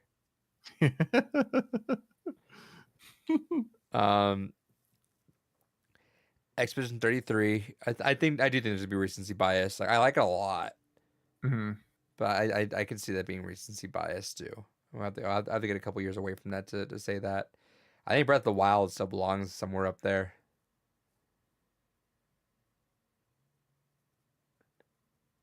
Overwatch, as much as I want to just still give it its flowers, Number it doesn't one. exist anymore. Number one. Doesn't even exist anymore, dude. Yeah, dead game. It's crazy. You can't even fucking play that game. Well, I guess technically now, because I guess Overwatch 2 is 666 now, and it's normal. Oh, 33, another story-rich game, except that'd be a good one to try out. I just want to avoid games that are 90 hours to finish. Well, funny you don't we ask. have a game for you? If you want to get through E33, it's if you push through, just do your main stuff, then yeah, it's under it's like 30 hours. But I will say I think There's a lot of side stuff, big open world map for you to explore, so the content's there, and it's usually all very worthwhile. I think you'll find yourself wanting to do the other stuff. Yeah, exactly. Which is what's gonna bump it up to that 90 hours. Just play Mind's Eye instead. Yeah, I wanted to for GTA 6. I asked Gore for that because it was like $10 on GameFly, but then I didn't realize they charged shipping on there, so it was like $15. I'm like, I'm not gonna pay $15 for it. That's a $10 game though. As soon as I see it for $10, I'm grabbing it. 15. Yeah, find it on Marketplace, Facebook Marketplace for like $5 or some shit. Yeah. Kind of like or wait for $5 like Forspoken. Right. Yeah, they'll pay you to take it off their hands. like what's that PS5 launch There's game? an Ubisoft one where they were like, we'll give you a $5 credit if you download and play our Battle Royale game. And it died too. Yeah. I reinstalled Overwatch on a whim and it's been fun. I reinstalled it like a year or two ago when Classic was up, and Classic was ass. And I got really fucking upset that they changed the original maps too. I got like irrationally upset about it. I don't know who I was yelling at. Maybe it was myself. But I was yelling about, oh no, I called my friend and immediately called him. He's like, hey, what's up? I'm like, the fuck is this shit? He's like, what? I'm like, you can just walk up to the fucking high ground in Dorado? Oh yeah. He's like, yeah. I'm like, the fuck? That's the choke. That's the whole point. You gotta work your ass to fucking fight that. Now you just walk up there. Oh, now it's accessible? Fucking ADA certified now? Like, what the fuck is this shit? Like, yeah, that's for the next hero. There's so much shit in the maps, and I'm like, these are all like different maps now. Because like, what the fuck is not? This is not the way I remember it. Not my maps. Not my maps, dude. But I have heard it's a little bit there. I'm not gonna lie. I've been fighting an urge because I have a Twitter feed that's very much still into Overwatch. I'm like, not today, Satan. You're trying to play Overwatch? Yeah, I was about to say, I got rivals to scratch an itch right now, and that's okay with me. Cause fuck. That was something Yuri Lorenthal mentioned too. He's like, also, I am that voice for Spider-Man and Rivals. Sorry to support people that hate to hear me say my ultimate. Let's get sticky. Yeah. Was it prepare for the Amazing Spider-Man or something like that? Yeah, prepare for the Amazing Spider-Man. Yeah, and they're just fucked because they just happen to take a 2-second detour for something, and then they just kill them. Just dive on them. Absolutely, dude. You think my ass isn't like clung to the wall around the corner, just peeking my camera, waiting for you to like step away for your opponents for 2 seconds? You're wrong. Will you do another Fall Cyberpunk stream probably after the Deadpool game? I saw you streaming more. Good on you.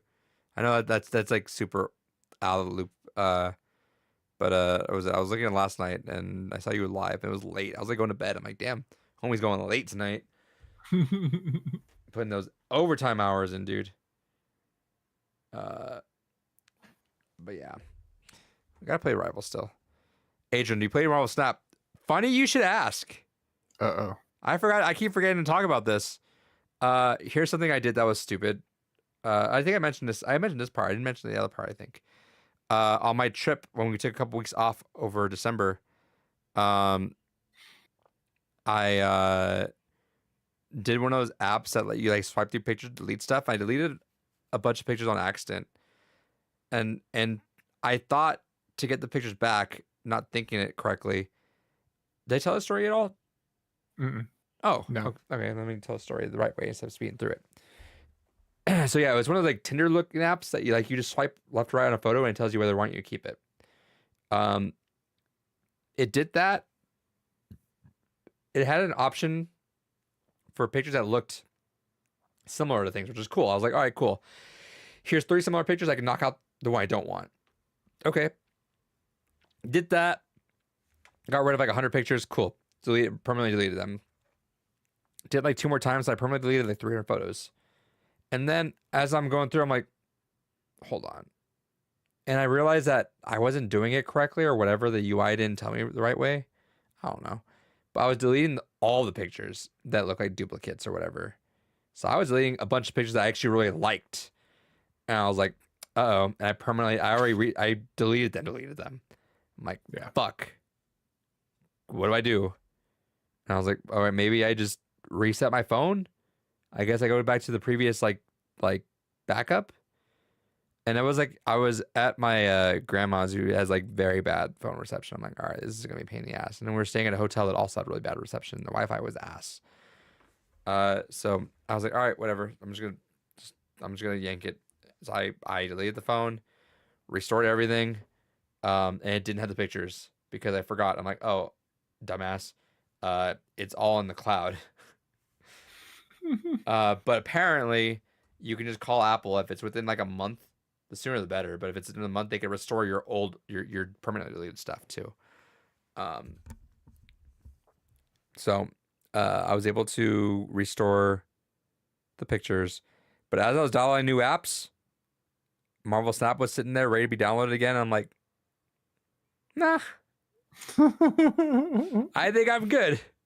So Real big of you. yeah, so I am about 2 months sober from Marvel Snap, I think. Maybe 3 months sober from Marvel Snap. That is on top of the whole, like, what? Maybe 4 or 5 months prior to that, not paying anymore because they started trying to double dip on people, and I got annoyed by that. So, yeah. And I was also kind of falling off a little bit. Like, by the last, like, few weeks I was playing, I was, like, having to grind the last couple of daily missions to get the weekly rewards, and I'm like, I'm kind of bored. And then I wasn't even keeping in touch with like some of the metas. So I'm like, what the fuck are all these zombies? I don't know what the fuck any of these are doing anymore. So yeah, my boy Adrian sober. I am sober off Marvel Snap now. The most I might do in the mobile game realm is maybe once a week I might remember to open some Pokemon cards. Maybe. I forget about it. Even it's on my front screen, I think, and I still just forget about it every single time. So yeah, we're off that. No more Marvel Snap. We're done. We're over. They fucked themselves over because the performance of the game was also ass at the end too. Apparently, it's still ass for people. It just crashes iPhones a lot now. So, oh well, not my problem anymore. Done. Enough about past addiction. What's up to coming addiction? I don't know. I did power through all 5 seasons of Duel Monsters recently. That was a thing for a little while. So I've been on a little bit of a Yu-Gi-Oh kick. I'm probably about like 70 or 80 hours into E33. Dual Masters is better. Interesting. Who's getting Marathon? Nope. I don't trust Bungie. Probably not. I don't trust Bungie. Shout out to Halo 2. I don't trust you guys. Yeah, Arc Raiders is already great. I'll have to pay $40 for another extraction shooter. Yeah. It's kind of unfortunate they just got beat to the punch like that. Is it though? They had their chance. They definitely did. The beta was apparently ass. I'm glad Arc Raiders is surviving this little like those like little month to month moments, where we worry if it's like a flavor of the month game, like Power World was. Uh, Right. our career survived that. I still haven't played it yet. Still got it downloaded. I'm waiting to beat E33 and then I'll hop in with everyone. Yeah, they're still over 250,000 playing right now just on Steam. Hell yeah. That means it'll die off right when I finish playing E33. Right. I still don't have PS Plus. I don't have PS Plus either. I barely even have Game Pass anymore. And I'm living off. Paying to play your games? Come on, dude. Yeah, I'm living off those $1 trials that it keeps giving me every once in a while whenever I forget. I need to get it because of the esports kids, but uh, $30 a month is dumb. Yeah, fuck them. You want to play Call of Duty 7 or Black Ops 7? Not really, but okay. I want a Battlefield. That's what I want to play. Actually, I've been still itching to. Every once I see that game pop up, I'm like, that sounds like it'd be kind of fun right now. But we'll see. War Crime Simulator. Hell yeah. Fun for the whole family. Let's see. Little Timmy gets a jet. Mom gets a tank. I'm gonna skim over some of these news articles and I played too much Black Ops 7. Was it solid? Gross. Gore's biggest fan. What would it take to have Kells, Adrian, Dave, Gore, and Gerard make out? Money, power, fame, name it. I want you to keep offering. I won't name it. No, I will. I'll tell you when I hear something. Let me in on the production studios of HBO and let me redo Last of Us season 2 and give me full credit. This man has a price. Yeah, Beyond Good and Evil 2. That's a name I haven't heard in a long time. What's the Yeah, status of you're gonna that? have to take that one up with Joseph Gordon-Levitt, right? Beyond Good and Evil 2. Upcoming video game, Wikipedia says. Oh, yeah, it'll be out anytime now. How would you Last of Us 2? I do it good. That's all you need to know. I'll do it right and I'll do it good. AKA nothing that it is. They have a new creative director as of October 2024. Oh, so like a year ago. Ahead of the release of Beyond Good and Evil 20th anniversary in June 2024, Ubisoft claimed that Beyond Good and Evil 2 was still in development. They did add new stuff. I forgot about that. They should just go ahead and greenlight Beyond Good and Evil 3 too while they're at it. Just get a good head start on it. That'd be so good. Yeah.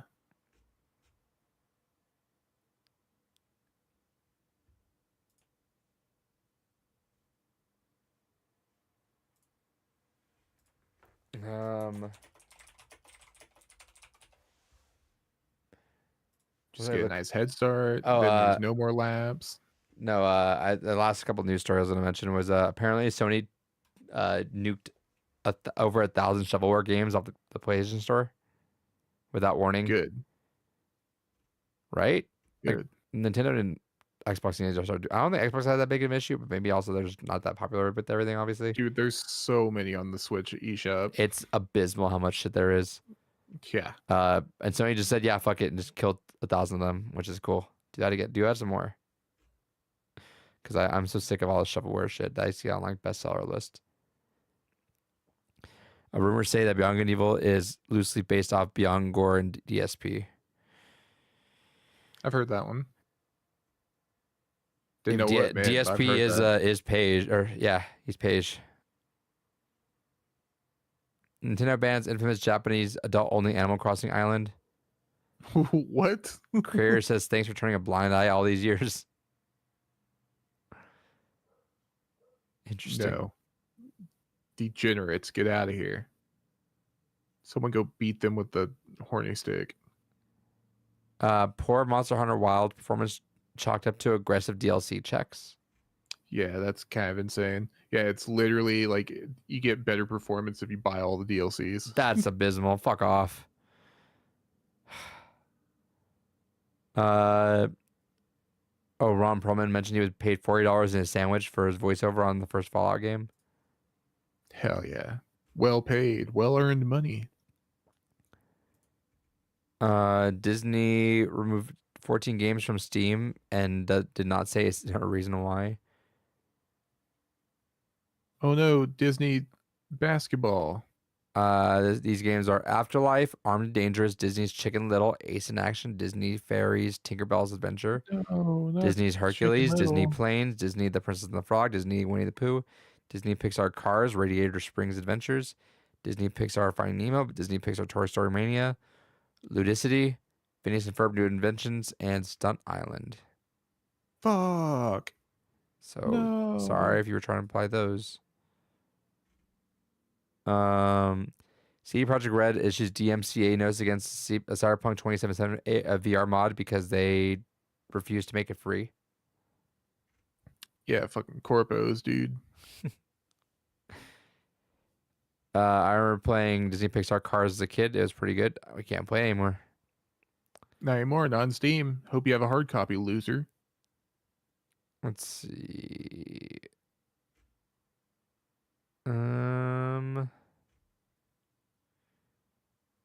Mind's Eye Devs still sponsoring streamers following mass layoffs and single-digit players on Steam.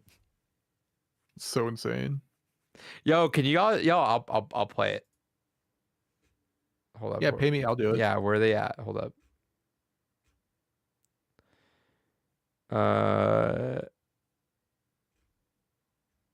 Sponsor me. I got you. Let's check the Steam charts for it right now. I already play it, so I'm waiting for my sponsorship. Yeah, they owe you fucking money for that. You idiot. You have to get in writing first, dog. Come on. Just tell them, hey, we had this agreement. I said it was peak. Hey, yeah. There's an implied agreement here. All right, so the 24-hour peak is 14 players. Oh, perfect. We'll make it 15 right here, right now. Yeah, you want to up those numbers? Hit us up. I think that's about it. Yeah, the only thing I seen really was that high guard shit. That's so insane. That yeah, we get it for free. Fuck it. Oh, okay, interesting. Someone said or someone made a list actually, speaking of the final announcement for the Game Awards for the last 10 years. Let's see how many of these you remember. 2015. This one. I don't know if we played guessing game. I mean, it's probably gonna be hard to guess any of these. Yeah, the only ones I kind of faintly remember the last few years. Like, wasn't it last year was Okami? No. Oh. Is that the Already. year before? What the fuck? No, Okami was second to last. What the fuck, dude? What the fuck? If What was y'all ever, last year's? if y'all ever want to do a special episode, I'd love to see a group rankings videos or a group Ludo stream. Ludo was always fun. I thought about the ranksters recently. There's a lot of stuff that needs to be ranked, and people aren't doing it correctly. We need the pros it's out so here. easy. Just rank it right, man. So, last year, was Intergalactic. Oh yeah. 2023, Fast and Furious, always my favorite. That was a great one. 2023 was Monster Hunter Wilds. 2022 was Final Fantasy 16 release date trailer. 2021 was Matrix Awakens tech demo, Matrix 4 trailer. What? Right. This is why I don't give a fuck a lot about the final trailers anymore. 2020 was Mass Effect. Oh yeah, we still have no clue about that. They even missed N7 Day this year. They like, yeah, we're not doing anything. It's like, really? This is supposed to be like your big day? 2019 shouts to Gore was Fast and Furious. Hell yeah. We all know it'll probably suck, honestly. Unfortunately. You'll be woke. I don't believe this. 2018 says Joker and Smash. That doesn't sound right.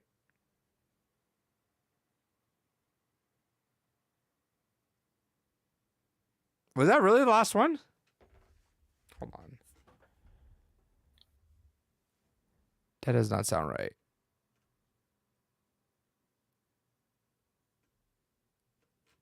Sounds right to me. I know it was a big one. I don't think that was the last one though. Hold on. I'm gonna go look that up real quick because that I rewatched that. I don't think they made a big deal of the fall announcement until the last few years. That's probably the thing. I think. Yeah. I'll trust Gord on that one because yeah, that sounds right.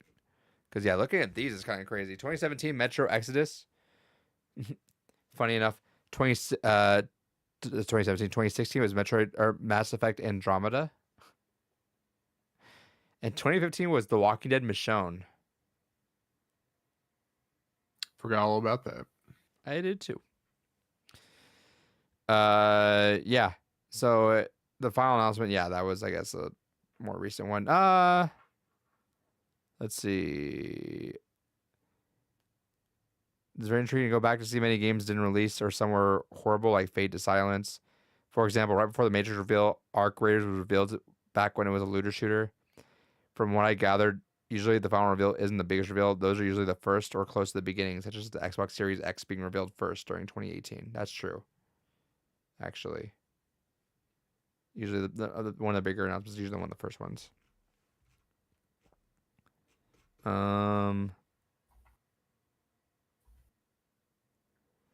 Okay, and then last thing I'm gonna say, let's go through this and then let's call it after this. Someone came in and gave a little synopsis as to where these games are or the Metacritic. Fate of the Old Republic was easily the biggest announcement this year. That or Divinity, right? Easily. Divinity was also well in terms of announcement, I guess. Yeah, because I mean Divinity was also big too. I think Divinity less so, just because a lot of people may not be aware of like other Larian stuff, just because Baldur's Gate 3 is just that big of a franchise, just pulling people into it. Mega Man was hype. Yeah, but I feel like Star Wars is probably like the instantly hype one for the people that know.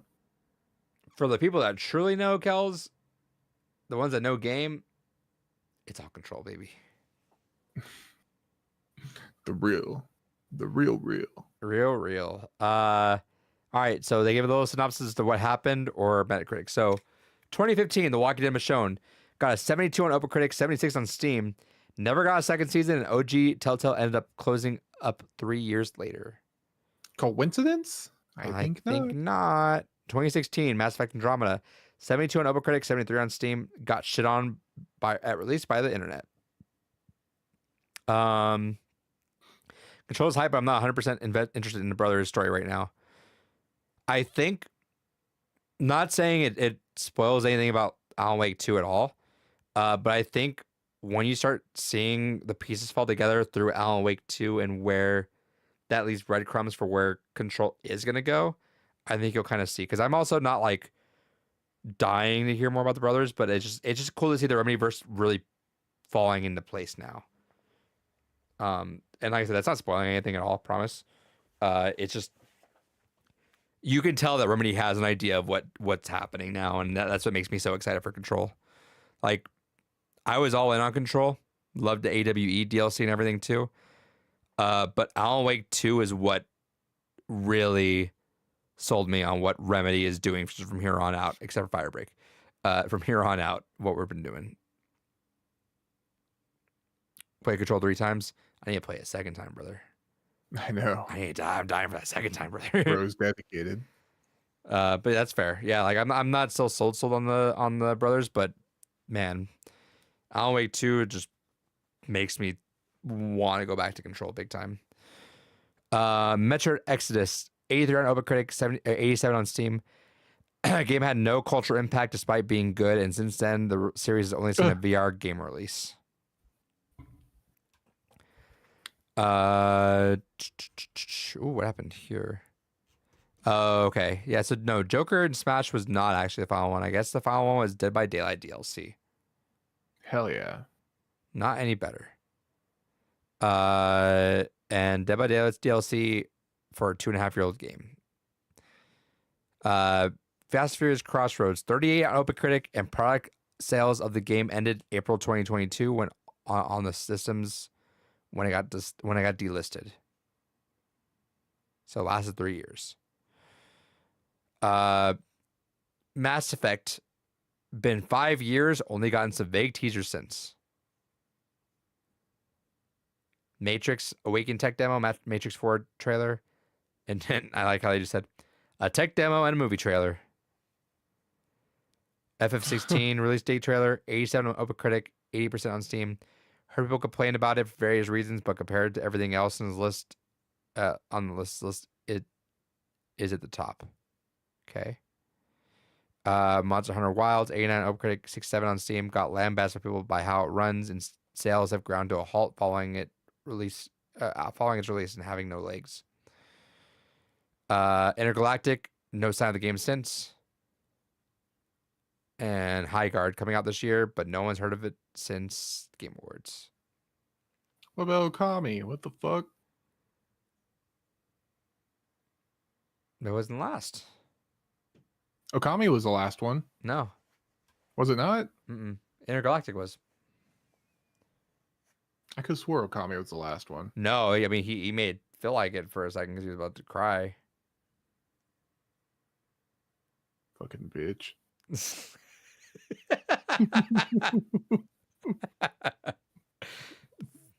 Pussy. Who cries over video games? Not It's me. a fucking fox, idiot. It's a fucking dumb fox. Has not had a game in a while. Who cares? Intergalactic was the last one. Or Okami was a million times more hype than Intergalactic. That's funny because that's kind of actually how it played out this year, right? Was Hygar was last, but Mega Man got a lot more hype. Maybe we're gonna start looking at second to last games, dude. Maybe. That's where the money's at. Yeah. Fuck the other ones. But yeah, I think that's it. Kels, Where's my second to the last trailer list? That's the next one I need. The second to Last of Us. That's the sequel series. Yeah. Nah, that's all I got. Yeah. Life is Strange reunion. I'm surprised Life is Strange is going on so much. Ooh, a Ball X Pit free update? Hold up. Pause. Wait. 2 new characters? 8 new balls? Oh, hell yeah. Be playing with so many balls. I hope they scissor this time. No, because it should have been scissoring me. Wait a second. All right. Yeah, that's it. Everyone pour one out for David. Pour out for David. Manifest the Mind's Eye sponsorship. If y'all had to choose one and never see the other two, which would you pick? New BioShock, Last of Us Whole Remake, or Beyond Good and Evil 2? BioShock. I'd pick BioShock. I think Gore would likely pick Beyond Good and Evil 2, but Mind's Eye 2. There you go. If I had to guess for Gore, Beyond Good and Evil 2, obviously, but I feel like he lost faith in Ubisoft many a year ago, so he'd go for BioShock.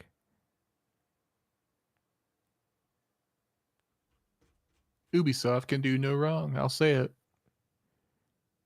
They're perfect. Oh, wait. Ubisoft teases Far Cry 60 frame per second update for Far Cry 3, Blood Dragon, and Primal. Okay, hold on. See? They can do no wrong. Yeah, hold on.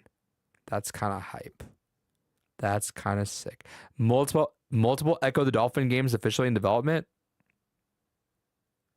Where's the VR one?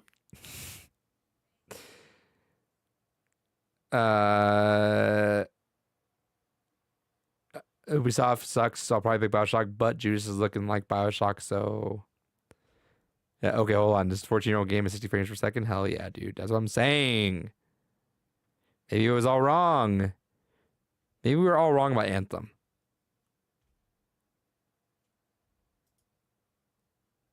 Maybe It was just ahead of its time. Oh, that's interesting. I guess with Yakuza Kiwami 3, Yakuza 3 Remastered is gonna be no longer available unless you buy the bundle. Good. Fuck that game, dude. All right, that's fair. That's fair. That's fair. All right, yeah, that's it. Oh, hold on. Donkey Kong Country returns HD 1.1.0 update and adds Dixie Kong. Now that's what I'm talking about. That should have been a game of the Game Awards final announcement. For real. The Dixie Kong expansion. I think I'll play it now. Sold. Sold. Yeah, where's Stinky Kong? They're coming in the next Mario movie, in the Smash Brothers movie, actually, because we all know it's gonna happen someday, right? It's gonna happen. One day. Good stream, guys. Dave isn't here to send us out with a dab. All on you. It is all on me. Everyone, thanks for jumping in. Shouts to all you guys. Much appreciated. I met that canceled guy who was in Yakuza 3 in Japan. I think he just misunderstood.